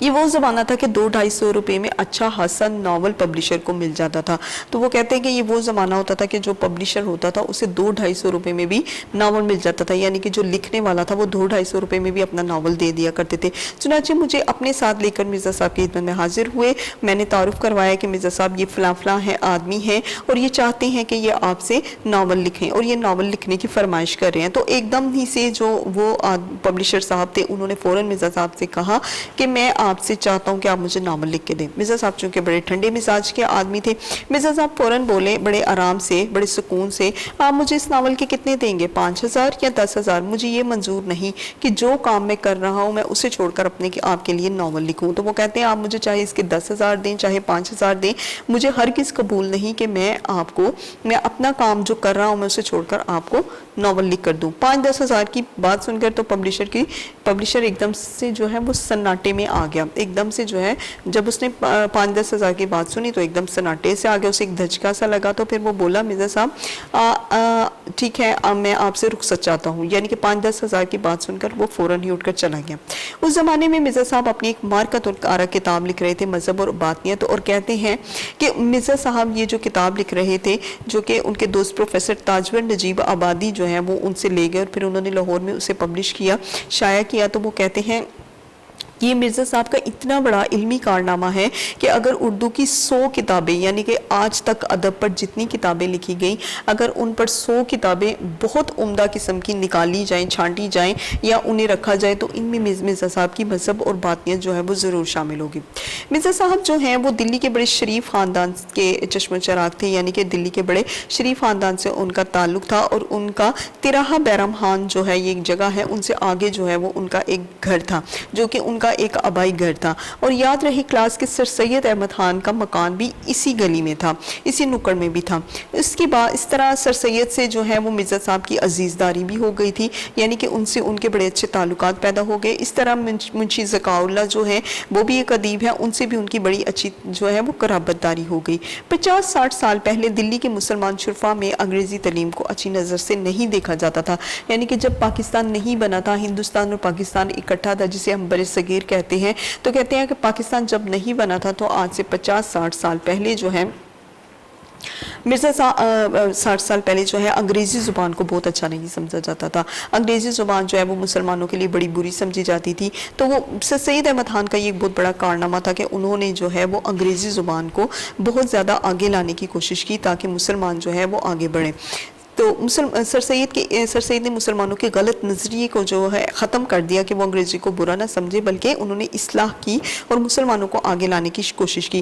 اس زمانے میں جو ہے وہ دلی میں 2 نوجوان تھے جو کہ اعلیٰ تعلیم حاصل کر کے علمی حلقوں میں جو ہے انہوں نے بڑی شہرت حاصل کی تھی، تو وہ کہتے ہیں کہ جو ایسے 2 نوجوان تھے جنہوں نے کہ بڑی شہرت حاصل کی، بڑی انگریزی زبان میں بڑی آگے نکلنے کی کوشش کی، ان 2 نوجوانوں میں تھے پروفیسر مشتاق احمد زاہدی اور دوسرے تھے پروفیسر مرزا محمد سعید، جن کے عنوان پر ہم ابھی پڑھ رہے ہیں۔ تو مرزا صاحب جو ہیں وہ اس صدی کے آغاز میں لاہور کے گورنمنٹ کالج میں انہوں نے تعلیم حاصل کی، اور آپ کو ایک اور بھی بات بتا دوں کہ علامہ اقبال جو تھے وہ ان کے استاد بھی رہ چکے ہیں، اور ان سے ان کے تعلقات جو ہیں وہ آخری دم تک بڑے مخلصانہ رہے تھے۔ انگریزی ادب میں ایم اے کی سند جو ہے وہ مرزا صاحب نے حاصل کی، اور 1906-1907 میں جو ہے انہوں نے علی گڑھ میں بھی پڑھایا۔ اس کے بعد گورنمنٹ کالج لاہور میں وہ انگریزی کے پروفیسر ہو گئے۔ پنجاب کے بیشتر اعلیٰ عہدیدار جو ہیں وہ مرزا صاحب کے شاگرد بھی تھے۔ تو آپ کو یہ بتاؤں کہ جب انہوں نے علی گڑھ میں پڑھایا تو تب جو ہے پنجاب میں جو بہت بہترین جو عہدے کے مالک تھے، جن کے بڑے اچھے عہدوں پر فائز تھے، وہ مرزا صاحب کے شاگرد تھے۔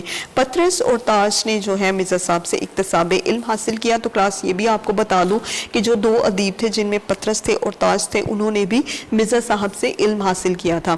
بعد میں پطرس جو ہیں وہ خود بھی انگریزی کے پروفیسر ہو گئے، مگر اپنی غیر معمولی قابلیت و ذہانت جو ہے وہ اس کو جو ہے وہ مرزا صاحب کے سامنے بہت کم سمجھتے تھے۔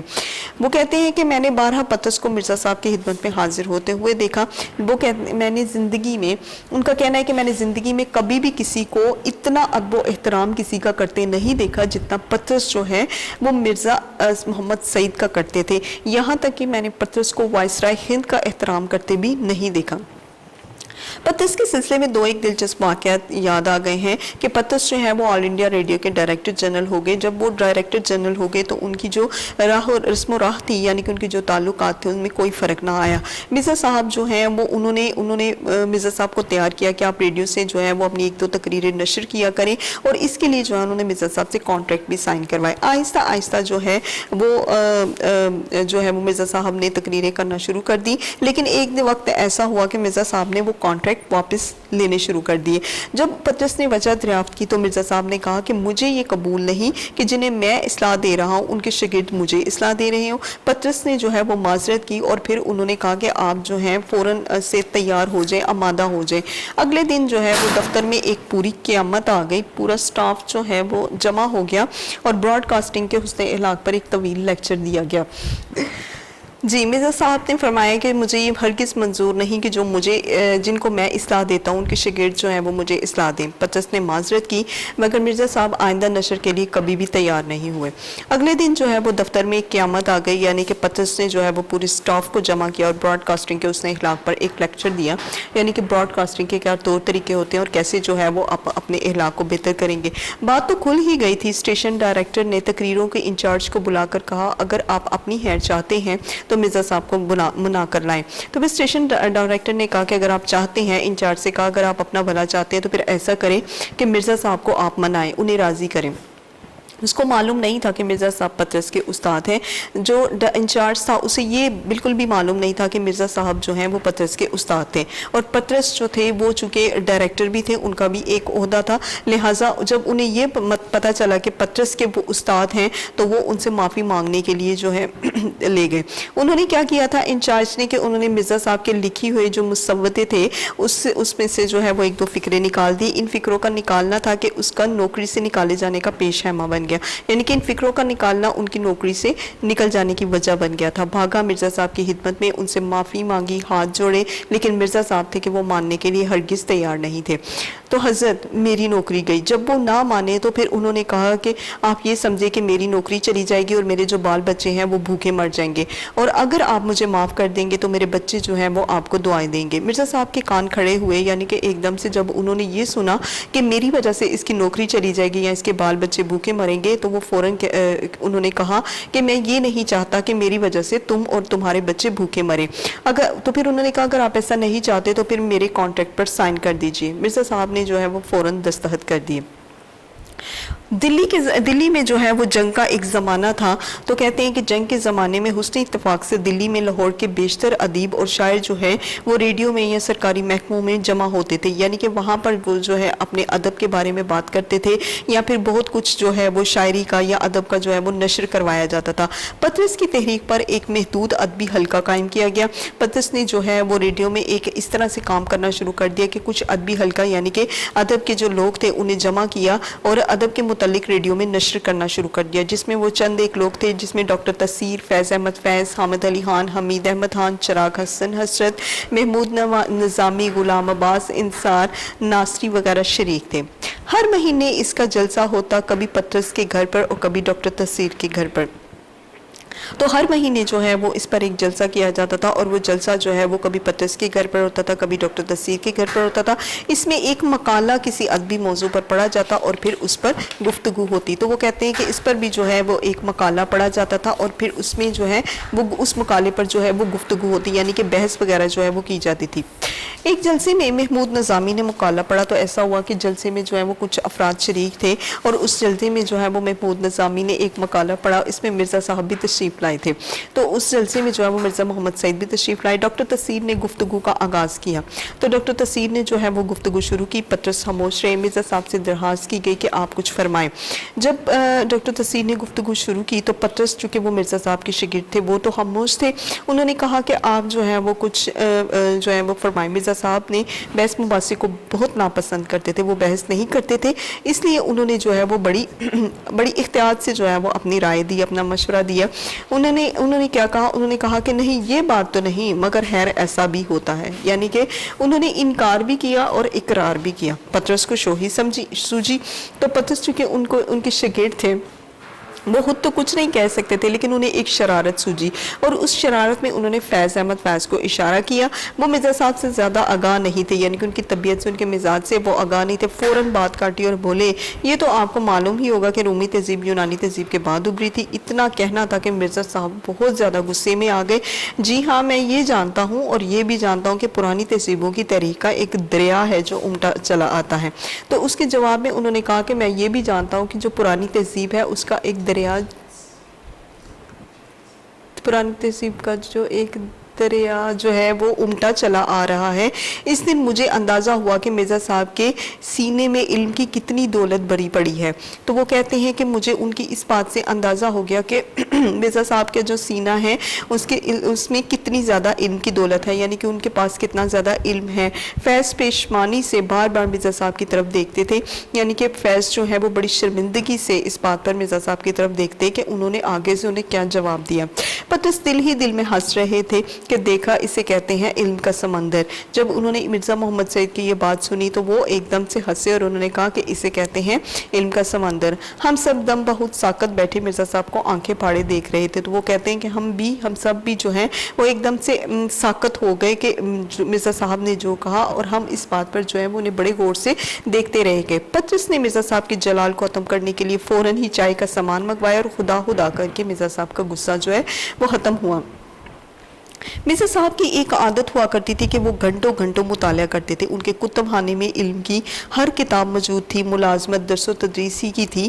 ان کا کام جو ہے وہ بھی ایسا تھا کہ وہ پڑھانے سے ہی ان کا تعلق تھا. ان کی ملازمت بھی پڑھانے کی تھی, اس لیے وہ نئی نئی کتابیں پڑھتے تھے. فرماتے تھے کہ اگر میں اتنا مطالعہ نہ کروں تو ان انگریز پروفیسروں کے آگے کیسے ٹھہر سکتا ہوں. اور جب ان سے پوچھا جاتا تھا کہ آپ کیوں اتنا مطالعہ کرتے ہیں, تو وہ کہتے ہیں کہ اگر میں اتنا مطالعہ نہ کروں تو یہ جو انگریز پروفیسر ہیں ان کے آگے میں کیسے ٹھہروں. یعنی کہ ان سے نپٹنے کے لیے مجھے جو ہے بہت زیادہ مطالعہ کرنا پڑتا ہے. پینشن لینے کے بعد بھی ان کا بہت زیادہ مشغلہ جو ہے وہ کتابوں کا ہی رہا. وہ کتابیں پڑھتے تھے. ان کی لائبریری تھی, بہت بڑی لائبریری تھی, جہاں پر وہ بہت زیادہ کتب کا مطالعہ کیا کرتے تھے, اور پینشن کا زیادہ حصہ جو ہے وہ کتابیں خریدنے میں صرف کرتے تھے. مرزا صاحب کی زندگی جو ہے وہ بڑی سیدھی سادی تھی. کوئی شان و شوکت جو ہے وہ اپنی زندگی میں اس کو آنے نہیں دیتے تھے. اس کے علاوہ گھر کی سواری جو تھی وہ ان کے پاس کبھی نہیں دیکھی تھی. گھر کی سواری یعنی کہ ان کے پاس کوئی بھی گاڑی وغیرہ یا پھر اس طرح کی کوئی مہنگی سواری نہیں ہوتی تھی. دوسرا یہ کہ وہ معدے کے مریض تھے. ان کے بارے میں اتنا کہا جاتا ہے کہ جہاں تک ہمیں علم تھا کہ وہ جو ہے وہ معدے کے مریض تھے, اس لیے وہ زیادہ پیدل چلتے تھے. صبح کے وقت وہ ٹہلتے تھے, رات کو وہ جلدی سوتے تھے, اور کھیل تماشے, سینما, تھیٹر, ان چیزوں سے انہیں کوئی دلچسپی نہیں ہوتی تھی. دوسرا یہ کہ ان کے اوپر خدا کا بڑا فضل و کرم تھا, یعنی کہ گھر کا آرام و سکون جو ہے وہ انہیں میسر تھا. ان کی بیگم بھی ادبی ذوق رکھتی تھی. ایک دو ناول جو ہیں وہ شائع کر چکے تھے. ان کی جو بیگم تھی وہ بھی ایک دو ناول اپنے شائع کر چکی تھی. ان کی اولاد بہت زیادہ سعادت مند تھی. ان کی بیوی جو ہے وہ بڑی سلیقہ شعار تھی, یعنی کہ بڑے طور طریقے کی مالکہ تھی, خاتون تھی. پینشن اتنی تھی کہ انہیں بڑھاپے میں کسی کی محتاجی کی ضرورت نہیں تھی. ان کا کھانا جو ہے وہ بہت سادہ تھا. ان کا لباس بہت سادہ, ان کا رہن سہن, انہیں کسی بھی چیز کی ضرورت نہیں. غرض یہ کہ وہ دل کے اطمینان سے جو ہے وہ مالا مال تھے, یعنی کہ ان کا دل بڑا مطمئن تھا ہر طرح کی باتوں سے. انہیں کوئی دنیاوی جو ہے پریشانی نہیں تھی. ریڈیو پاکستان کراچی سے 12 سال پہلے ایک پروگرام جو ہے وہ دانش کدہ شروع کیا گیا. یہ پروگرام کا نام ہے. اس میں 4 دانشور جو ہیں وہ بلائے جاتے تھے اور سننے والوں کے سوالوں کے جواب فی البدیہہ دیا کرتے تھے. یعنی کہ جو سننے والے ہوتے تھے وہ ان سے جو بھی ادیبوں سے سوال کیا کرتے تھے فوراً ہی ان کے سوالوں کے جواب دیا کرتے تھے. اور میں جو ہے وہاں پر میرے سوالات کی خدمت, یعنی کہ میں وہاں پر میزبان کی خدمت انجام دے رہا تھا. میں نے سوچا کہ مرزا صاحب اگر اس پروگرام میں شرکت فرمائے تو پروگرام کو 4 چاند لگ جائے. چنانچہ میں نے جو ہے وہ مرزا صاحب کی خدمت میں حاضر ہوا اور میں نے ان سے درخواست کی کہ آپ جو ہیں وہ میرے پروگرام میں شامل ہوں۔ جب انہوں نے میری یہ درخواست سنی تو وہ مسکرائے اور انہوں نے کہا کہ آدمی کام کس کے لیے کرتا ہے، شہرت کے لیے کرتا ہے یا دولت کے لیے؟ اگر وہ شہرت کے لیے کرتا ہے تو مجھے اس کی بھی ضرورت نہیں، اور اگر وہ دولت کے لیے کرتا ہے تو مجھے اس کی بھی ضرورت نہیں۔ میں نے قدری کر لی، مرزا صاحب ٹس سے مس نہ ہوئے، یعنی کہ میں نے ان سے ایک دفعہ پھر کہا کہ آپ جو ہے وہ آئیں، لیکن ان پر میری بات کا ذرا بھی اثر نہ ہوا۔ مرزا صاحب جو ہے وہ بڑے کرینے کے مالک تھے، یعنی کہ بڑے اصول پسند تھے، بڑے طور طریقے کے مالک تھے، جو کہہ دیتے وہ اس سے کبھی بھی نہیں پھرتے تھے۔ جو بات وہ اپنے منہ سے ایک دفعہ نکال دیتے یا جس چیز سے وہ انکار یا اقرار کرتے وہ اس سے کبھی بھی مکرتے نہیں تھے۔ قیام پاکستان سے پہلے جب مسلم لیگ نے زور پکڑا تو مرزا صاحب نے بھی سیاست میں حصہ لینا شروع کر دیا۔ جی کلاس، تو اب ہم خلاصے میں جو ہے ان کے اس پیراگراف کی طرف آتے ہیں جس میں انہوں نے سیاست میں حصہ لینا شروع کیا تھا۔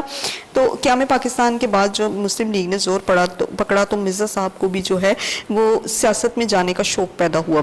وہ مسلم لیگ میں جو ہے انہوں نے حصہ لیا اور وہ مسلم لیگ کے صدر بھی منتخب ہوئے۔ اس کے علاوہ مسلم لیگ کونسل کے ممبر بھی چنے گئے۔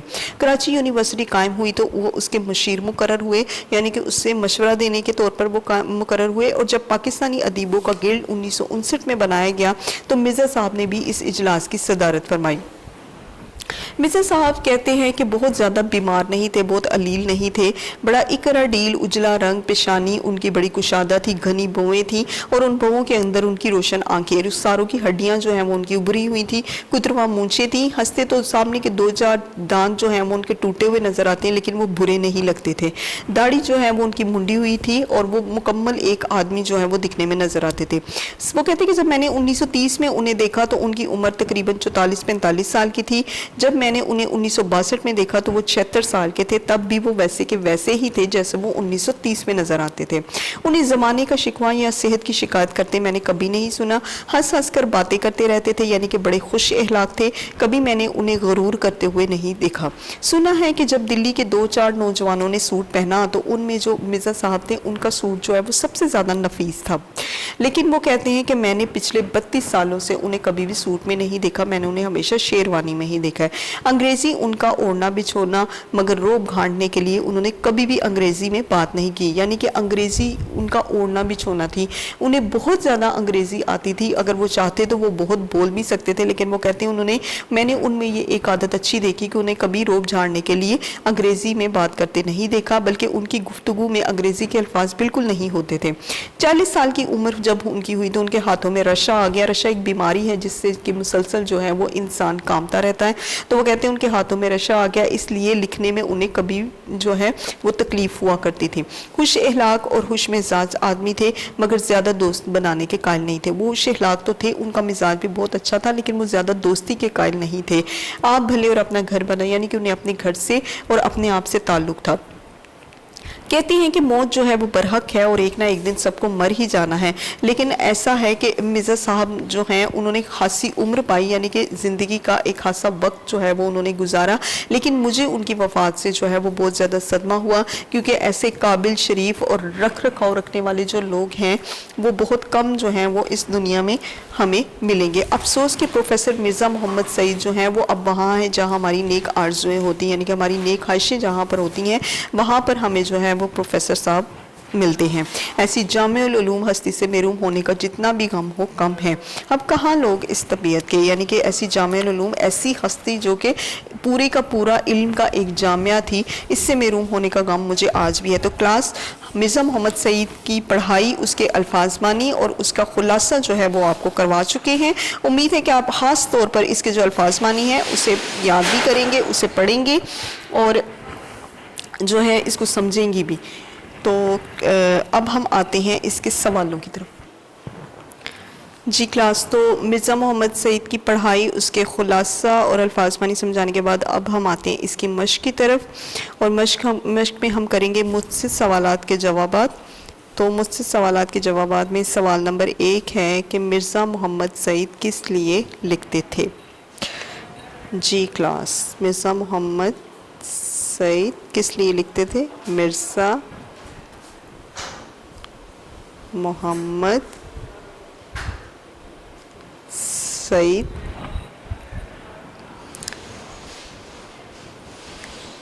ہمیشہ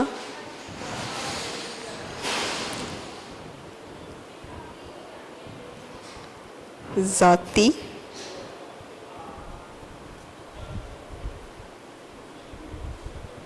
تسکین کے لیے لکھتے تھے۔ مرزا محمد سعید ہمیشہ ذاتی تسکین کے لیے لکھتے تھے۔ کام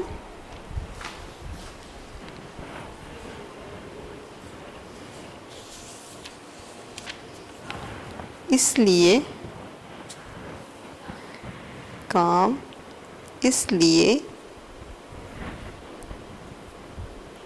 کرتے تھے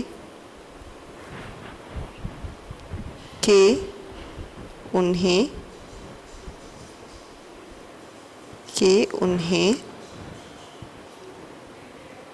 کام کرنا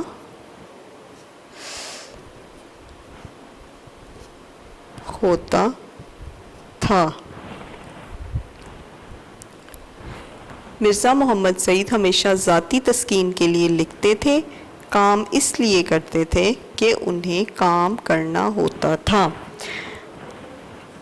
اپنے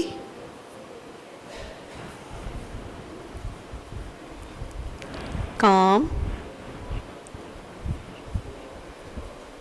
کے بدلے میں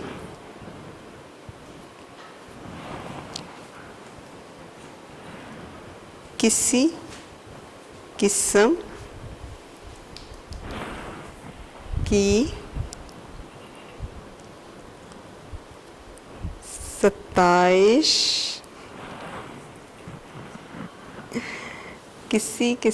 ستائش یا صلے کی اپنے کام کے بدلے میں کسی قسم کی ستائش یا صلے کی تمنا نہیں ہوتی تھی۔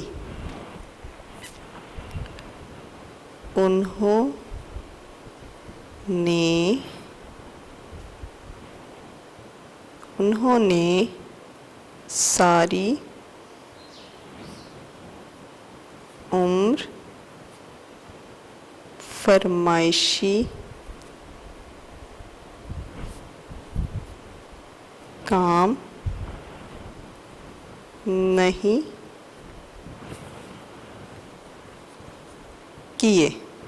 جی کلاس، مرزا محمد سعید کس لیے لکھتے تھے؟ مرزا محمد سعید ہمیشہ ذاتی تسکین کے لیے لکھتے تھے۔ ذاتی تسکین یعنی کہ اپنی ذاتی سکون کے لیے وہ لکھتے تھے۔ کام اس لیے کرتے تھے کہ انہیں کام کرنا ہوتا تھا۔ کام وہ صرف اس لیے کرتے تھے کہ وہ صرف کام سے انہیں لگاؤ تھا کہ میں جو ہے وہ صرف کام کروں، میں اور میرا کام، اس کے علاوہ تیسری کوئی چیز نہیں تھی جو ان کی زندگی میں شامل تھی۔ اپنے کام کے بدلے میں کسی قسم کی ستائش یعنی کہ کسی قسم کی جو فرمائش تھی یا کسی قسم کی جو خواہش تھی وہ اسے نہیں شامل کرتے تھے، یا پھر وہ صلے کی تمنا نہیں ہوتی تھی، یعنی کہ وہ اپنے کام کے بدلے میں کسی قسم کا صلے کی آرزو بھی نہیں کرتے تھے۔ انہوں نے ساری عمر جو ہے فرمائشی کام نہیں کیے۔ اب ہم آتے ہیں سوال نمبر 2 کی طرف۔ جی، لاہور کے پبلشروں کے ساتھ مرزا صاحب کا رویہ کیسا تھا؟ اچھا، لاہور کے پبلشروں کے ساتھ، جی تو لاہور کے جی کلاس لاہور کے پبلشروں کے ساتھ مرزا صاحب کا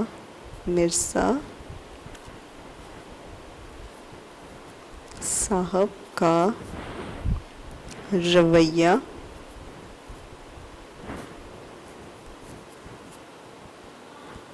कुछ अच्छा ना था।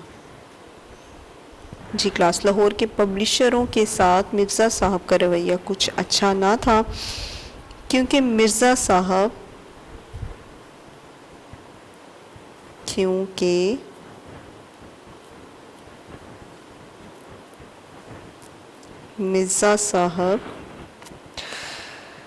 समझते थे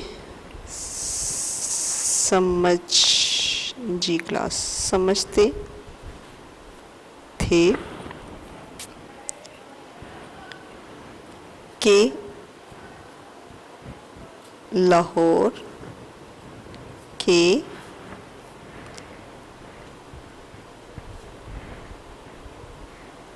पब्लिशर्स, क्योंकि मिर्ज़ा साहब समझते थे कि लाहौर के पब्लिशर्स ये ख्याल करते हैं, लाहौर के पब्लिशर्स ये ख्याल करते हैं कि वो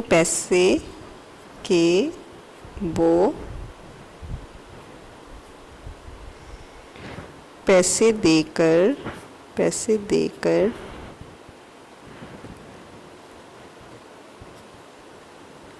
जिससे जी चाहे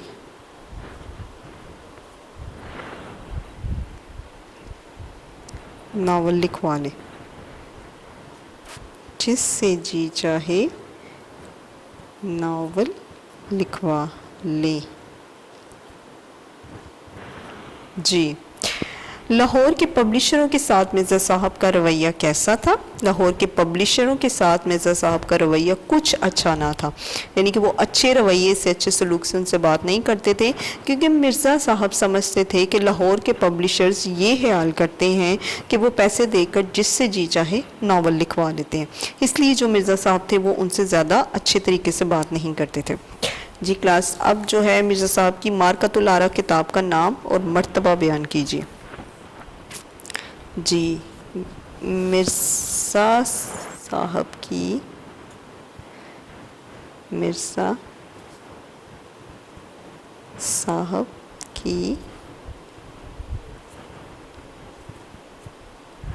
मारकतुल आरा किताब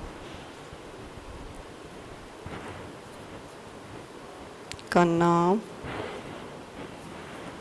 जी मज़हब, इसे इसलिए यहाँ पर लिखना ज़रूरी था क्योंकि इसे इन्वर्टेड कॉमा में लिखना था, वहाँ पर इतनी जगह नहीं थी। मज़हब और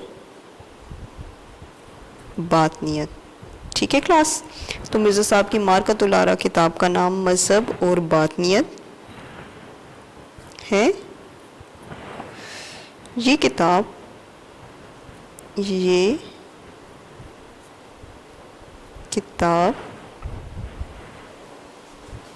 मिर्ज़ा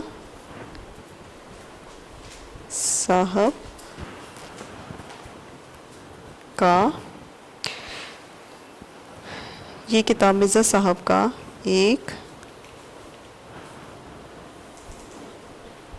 बहुत बड़ा इल्मी कारनामा है।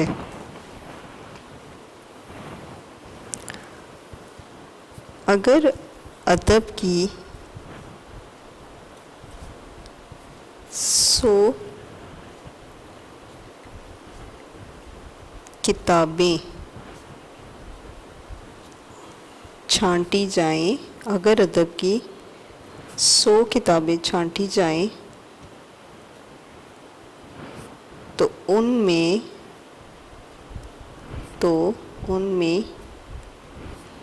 ये किताब भी होगी। जी, मिर्ज़ा साहब की मारकतुल आरा किताब का नाम और मर्तबा बयान कीजिए। मिर्ज़ा साहब की मारकतुल आरा किताब का नाम मज़हब और बातनियत है। तो क्लास, जब भी आप इस किताब को लिखेंगे तो इसे इस तरह से इन्वर्टेड कॉमास में भी लिखेंगे।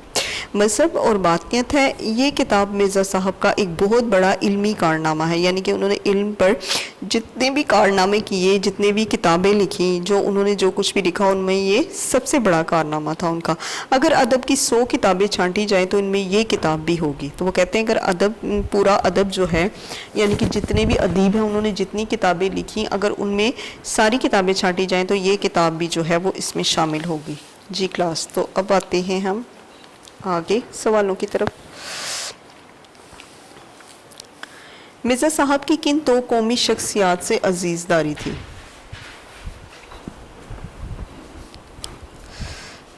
جی، اس کا جواب ہم لکھتے ہیں، شروع کرتے ہیں۔ مرزا صاحب کی، کہتے ہیں کہ کن 2 مرزا صاحب کی سر سید احمد خان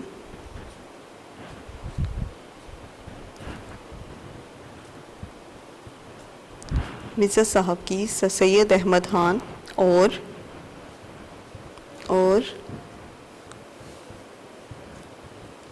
منشی ذکاء اللہ، جی، تو یہ 2 افراد تھے جن میں سر سید احمد خان اور منشی ذکاء اللہ۔ تو مرزا صاحب کی سر سید احمد خان اور منشی ذکاء اللہ سے عزیز داری تھی۔ سر سید احمد خان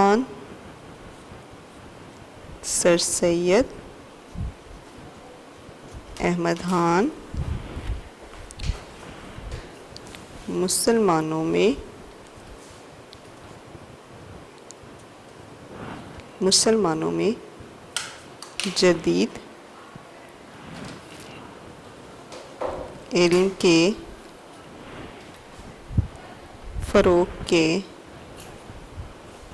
جدید علم کے فروغ کے علم بردار تھے، جبکہ منشی ذکاء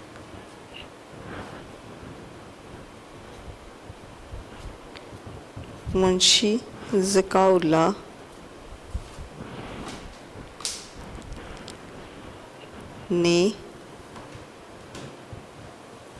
نے تحقیق و تصنیف اور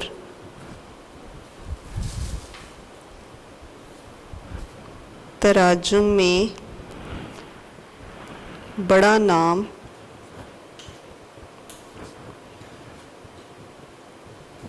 پیدا کیا۔ جی، مرزا صاحب کی کن 2 قومی شخصیات سے عزیز داری تھی؟ مرزا صاحب کی سر سید احمد خان اور منشی ذکاء اللہ سے عزیز داری تھی۔ سر سید احمد خان مسلمانوں میں جدید علم کے فروغ کے علم بردار تھے، جبکہ منشی ذکاء اللہ نے تحقیق و تصنیف اور تراجم میں بڑا نام پیدا کیا۔ اب آتے ہیں سوال نمبر 5 کی طرف کہ مرزا صاحب نے کس کالج میں تدریس کے فرائض انجام دیے؟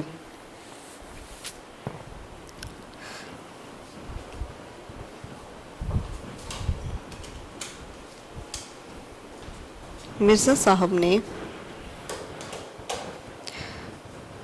1906 اور 7 میں سال 2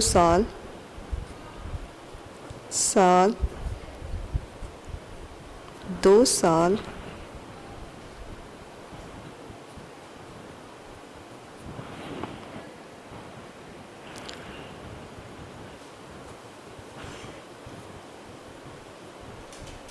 علی گڑھ میں پڑھایا اور اس کے بعد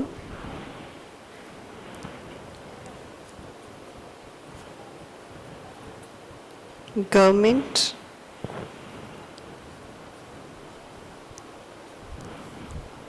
کالج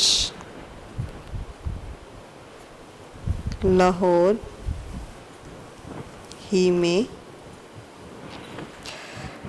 انگریزی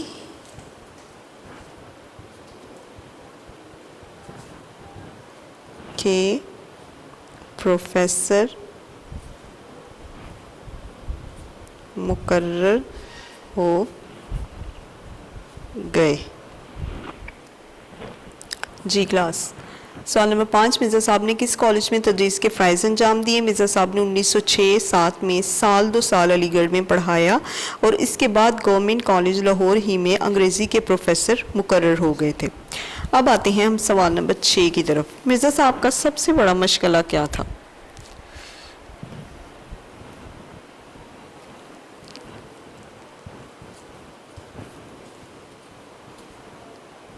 मिर्ज़ा साहब का वाहिद मशगला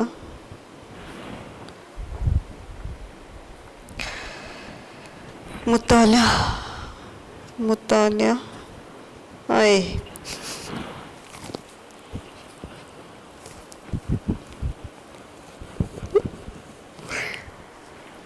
मुतालिया कुतुब था।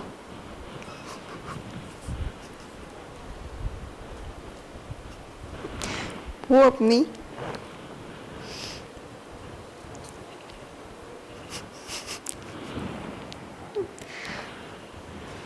पेंशन का एक बड़ा हिस्सा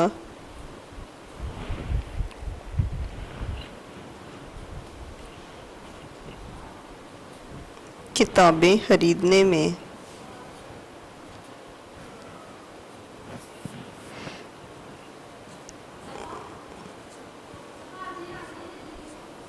सर्व कर देते थे।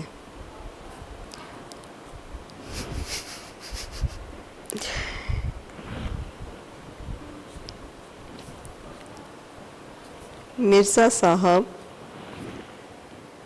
घंटों मुतालिया करते रहते थे। घंटों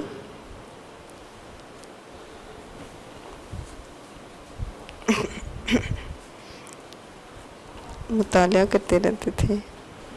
जी। इनके कुतुब खाने में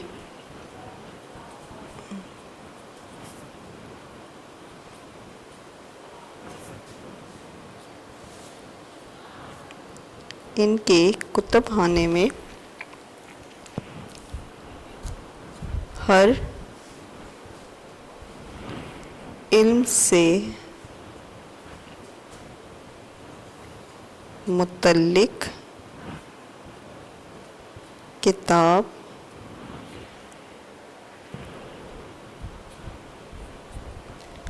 मौजूद थी।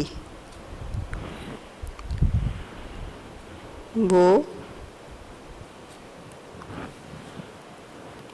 नई नई किताबें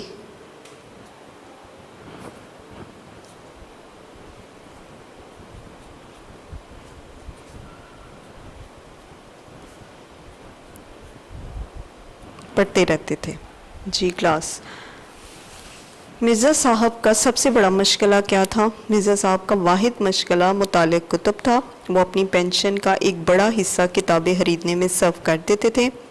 मिर्ज़ा साहब घंटों मुतालिया करते रहते थे। इनके कुतुब खाने में हर इल्म से मुतल्लिक किताब मौजूद थी। वो नई किताबें पढ़ते रहते थे।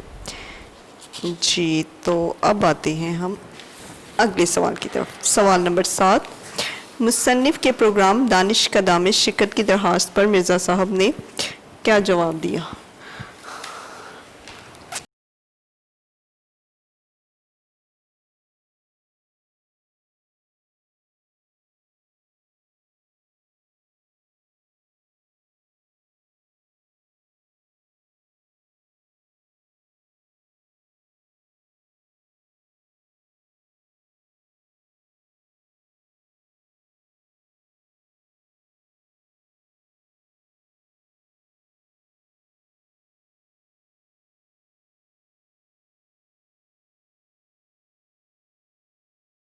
जी, मुसन्निफ़ के प्रोग्राम दानिश कदा में शिरकत की दरख्वास्त पर मिर्ज़ा साहब ने क्या जवाब दिया?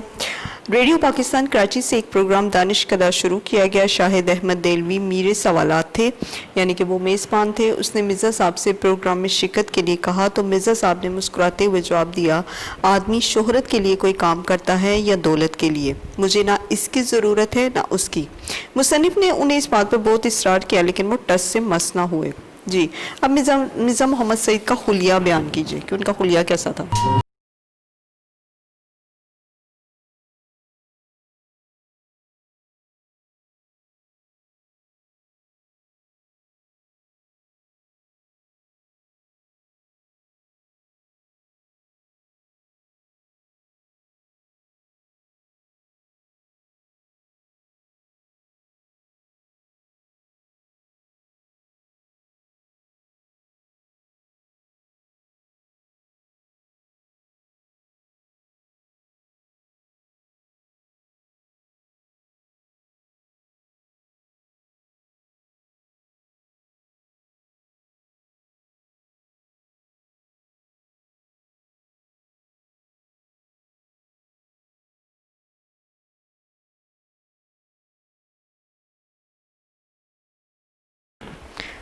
جی مرزا صاحب مرزا محمد سعید کا حلیہ بیان کیجیے.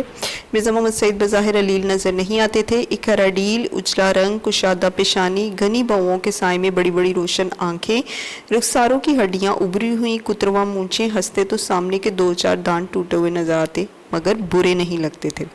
ڈاڑھی ان کی منڈی ہوئی ہوتی تھی اور دان پان سے وہ آدمی معلوم ہوتے تھے. جی کلاس مرزا صاحب کے دونوں ناولوں کے نام تحریر کیجیے. تو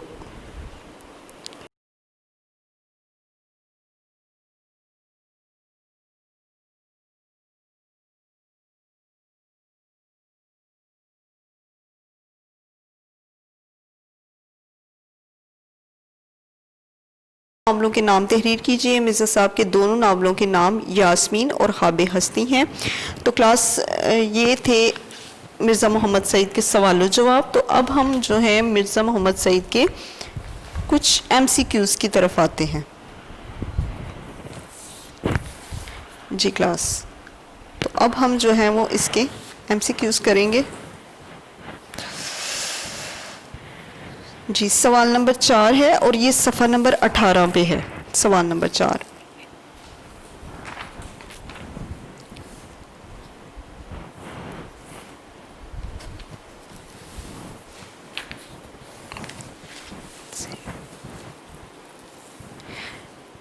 جی متن کی روشنی میں درست جواب پر ٹک کا نشان لگائیں.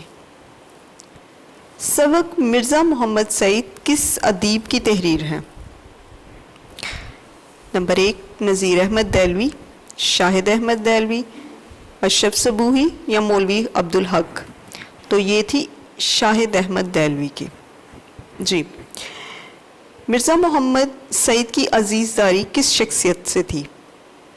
سید احمد خان، شیخ عبد القادر، شاہد احمد دہلوی یا پھر مشتاق احمد زاہدی. سید احمد خان سے. پھر مرزا محمد سعید کے بقول انسان کس لیے کام کرتا ہے؟ شہرت، دولت، عزت اور وقار یا شہرت اور دولت؟ تو اس میں تھا شہرت اور دولت کے لیے. پھر آگے آتے ہیں نمبر 4 پہ یعنی کہ دال. مرزا محمد سعید نے گورنمنٹ کالج لاہور سے کون سی سند لی؟ بی اے، ایم اے تاریخ، ایم اے انگریزی ادب، ایم اے اردو ادب. ایم اے انگریزی ادب کی جو سند تھی وہ انہوں نے لی تھی. پھر اس کے بعد ہے محمود نظامی کے مقالے کے بعد مرزا محمد سعید پر کس نے تنقید کی تھی؟ ڈاکٹر تاثیر، پطرس بخاری، فیض احمد فیض یا حمید احمد خان. جی تو کس نے جو ہے وہ تنقید کی تھی؟ وہ تھے فیض احمد فیض. تو فیض احمد فیض نے جو ہے وہ ان پر تنقید کی تھی. اب آتے ہیں ہم کہ پروگرام دانش کدا میں کتنے دانشور بلائے جاتے تھے؟ 4 بلائے جاتے ہیں، 3، 2 یا پھر 7. جی تو اس میں تھا 4. مرزا صاحب پینشن کا بڑا حصہ صرف کر دیتے تھے جائیداد خریدنے پر، خیرات کرنے میں، کتابوں پر یا کھانے پینے پر. تو وہ کس چیز پر وہ سب سے زیادہ پینشن کا بڑا حصہ کرتے تھے؟ وہ کتابوں پر اپنی پینشن کا بڑا حصہ سرو کر دیتے تھے یعنی کہ وہ کتابیں خریدتے تھے. تو جی کلاس یہ تھا آپ لوگوں کا مرزا محمد سعید جو ہے اس کی پڑھائی، اس کے الفاظ بانی، اس کا خلاصہ، سوال جواب. تو کلاس میں ایک اور بھی بات آپ کو بتا دوں کہ میں نے جب آپ کو یہ کروایا تھا مرزا محمد سعید تو اس میں جو ہے तारुफ करवाना जो है वो मैं आपको सबसे एंड पर करवाया करूंगी कि तारुफ जो है वो आप ज़रूर करेंगे। मतलब मिर्ज़ा मोहम्मद सईद जो है वो शाहिद अहमद देलवी ने लिखी थी। इसमें इनकी वफ़ात का सन खास तौर पर आप करेंगे, इनकी पैदाइश का सन ये भी खास तौर पर आप करेंगे। ठीक हो गया। तो इनकी जो ये मुसन्निफ़ है, और आपको ये मैं बता दूं कि MCQs में जो है ख़ास तौर पर इनकी पैदाइश और इनकी वफ़ात के सन वगैरह भी आते हैं, ये भी आपने करने हैं। जैसे कि शाहिद अहमद देलवी दिल्ली में पैदा हुए, ये आप लाइन ज़रूर करेंगे। ठीक है। उसके बाद 1965 में उन्होंने FC कॉलेज लाहौर से FSC करने के बाद मेडिकल कॉलेज में दाखिला लिया।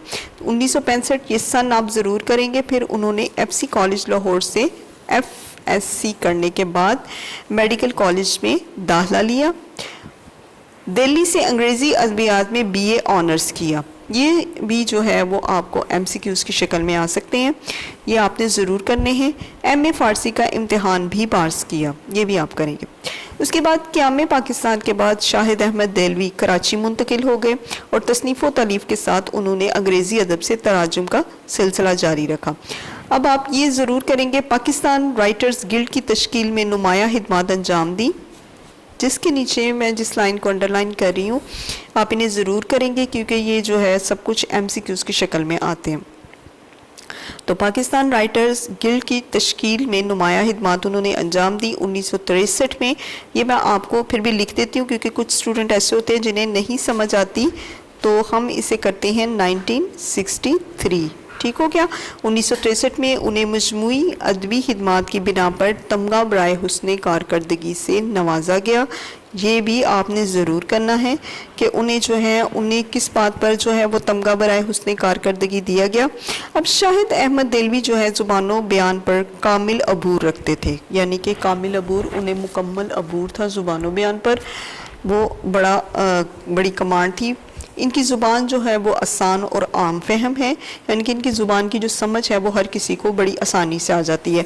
वो मौसीकार भी थे, लेकिन उर्दू अदब ही उनकी पहचान थी। वो मौसीकार यानी कि उन्हें गाने वगैरह गाने से भी दिलचस्पी थी, लेकिन ज़्यादातर जो उनकी पहचान है वो उर्दू अदब ही है। डॉक्टर जमील जालबी के मशवरे पर उन्होंने खाका निगारी शुरू की। ये लाइन अंडरलाइन करें कि उन्होंने किसके मशवरे पर, ये भी आपको अंडरलाइन करना है ज़रूर। और ये आपको MCQs की शक्ल में भी आ सकता है कि उन्होंने किसके मशवरे पर जो है वो खाका निगारी शुरू की। गंजीना गोहर और बस में खुश नफ्सा इनके हक़ों के मजमूए हैं। तो इनके जो हक़ों के मजमूए हैं वो आप एक दफ़ा फिर से मैं दोहराई कर देती हूँ कि गंजीना गोहर और बस में खुश नफ्सा जो है वो इनके हक़ों के मजमूए हैं। इसके अलावा इनकी तसानीफ़ किसे कहते हैं? इनकी किताबों में जो है वो उजड़ा दियार, दिल्ली की बप्ता और धान के खेत, ये तीनों जो हैं वो शामिल हैं। तो क्लास ये इनका जो शाहिद अहमद दिलवी का जो तारुफ है ये सफ़ा नंबर 12 पर दिया गया है। ठीक है। मिर्ज़ा मोहम्मद सईद जो कि मुसन्निफ़ है, जिसके मुसन्निफ़ हैं शाहिद अहमद दिलवी, और मिर्ज़ा मोहम्मद सईद जो है वो उन्होंने सबक लिखा था, उनका काफ़ी अच्छा सबक है, वो आप उसे ज़रूर पढ़ें, जिसमें आपको ये समझ आएगी कि जो दिल्ली की तहज़ीब है वो क्या थी, और ख़ास तौर पर जो दिल्ली की जो मुतमव्वल तबका जो था उससे तारुफ करवाया गया है। इसके अलावा शाहिद अहमद दिलवी ने बड़ी शुस्ता और बड़ी बामुहावरा ज़ुबान जो है वो इस्तेमाल की है। इसके साथ साथ आपको जो है वो उनकी ज़ुबानों, उनके मुहावरों के बारे में भी जो है वो तुलबा को जो है वो रोशनास कराते हैं। तुलबा जो है वो उससे मज़ीद जो है आगाही हासिल करते हैं। इसके अलावा जो खाका निगारी है आप उससे आगाह होते हैं कि खाका जो है वो कैसे लिखा जाता है। उस तहरीक से जो है वो तुलबा को आगाह करते हैं कि खाका क्या है। उस मज़ीद खाकों का जो है आप मुताला करें और उस पर आप प्रैक्टिस भी किया करें लिखने की। फिर इसके अलावा तलबा को ये वाज़े करते हैं कि जो अहले इल्म हैं वो बड़े वज़ादार होते हैं, यानी कि आजकल के दौर के जो अहले इल्म हैं वो और जो पहले दौर के अहले इल्म हैं उनमें बहुत ज़्यादा फ़र्क है। तो वो कहते हैं कि उस दौर के जो अहले इल्म थे वो बड़े वज़ादार थे, बड़े खुददार थे, बड़े रख रखाव थे। उन्हें पढ़ाने वाले भी बड़े अच्छे उस्ताद थे, जैसे कि मिर्ज़ा मोहम्मद सईद में मैंने पढ़ा है कि अल्लामा इकबाल जो थे वो उनके उस्ताद थे, और माशाल्लाह से अल्लामा इकबाल का ایک اپنا نام ہے. تو جن کے استاد جو ہیں وہ اقبال ہوا کرتے ہیں تو وہ کیوں نہ اپنا نام جو ہے وہ روشن کریں, وہ کیوں نہ اپنے جو علم میں ہے وہ دانشور کہلائے جائیں. تو اس کے علاوہ جو ہے وہ طلباء کو علمی مجالس سے جو ہے وہ آگاہ کرتے ہیں, اور پھر وہ یہ بھی بتاتے ہیں کہ جو اہل دانش ہیں ان کے طور طریقے کیا ہوتے ہیں, کیا ان کا رہن سہن ہوتا ہے. تو مرزا محمد سعید میں ایک بات بڑی واضح کر دی گئی کہ جو مرزا محمد سعید تھے وہ بڑے سادہ کھانے کھاتے تھے, اور سادہ جو ہے وہ ان کا لباس تھا, ان کا رکھ رکھاؤ بڑا سادہ سا تھا. تو یہ ساری چیزیں جو ہیں وہ آپ کو اس سے واقف کروایا گیا ہے. نیز نئے الفاظ سے, نئی تراکیب سے جو ہے وہ آپ کو آگاہی دی گئی ہے. ہاں کے جملے, اسمیہ وغیرہ یہ بھی سارے اس میں استعمال ہوئے ہیں, اور خاص طور پر جو ہے وہ شاہد احمد دلوی کا تعارف وہ آپ ضرور کریں گے, جس میں آپ ان کی تصانیف ضرور کریں گے, اور اس کے علاوہ جن چیزوں کو میں نے انڈر لائن کیا آپ انہیں بھی ضرور کریں گے. تو امید ہے کہ آپ جو ہیں امید ہے کہ آپ جو ہیں وہ اس کہانی کو اچھی طرح سے پڑھیں گے, اس کے الفاظ معنی جو ہیں وہ ضرور کریں گے, اس کے جو مختصر سوالوں کے جواب ہیں انہیں بھی ضرور یاد کریں گے, اور خاص طور پر جو ان کے MCQs ہیں آپ انہیں بھی ضرور یاد کریں گے. تو خاص طور پر الفاظ معنی جو ہیں ان کے تلفظ کو آپ سمجھنے کی کوشش کریں, انہیں اچھے طریقے سے کریں. اللہ حافظ. ویڈیو پسند آئی تو لائک کریں, اپنی رائے کمنٹ کریں. ایسے ہی مزید ویڈیوز کے لیے ہمارا چینل سبسکرائب کریں اور بیل کا آئیکن دبائیں تاکہ آپ کو ہر ویڈیو کا نوٹیفیکیشن ملتا رہے.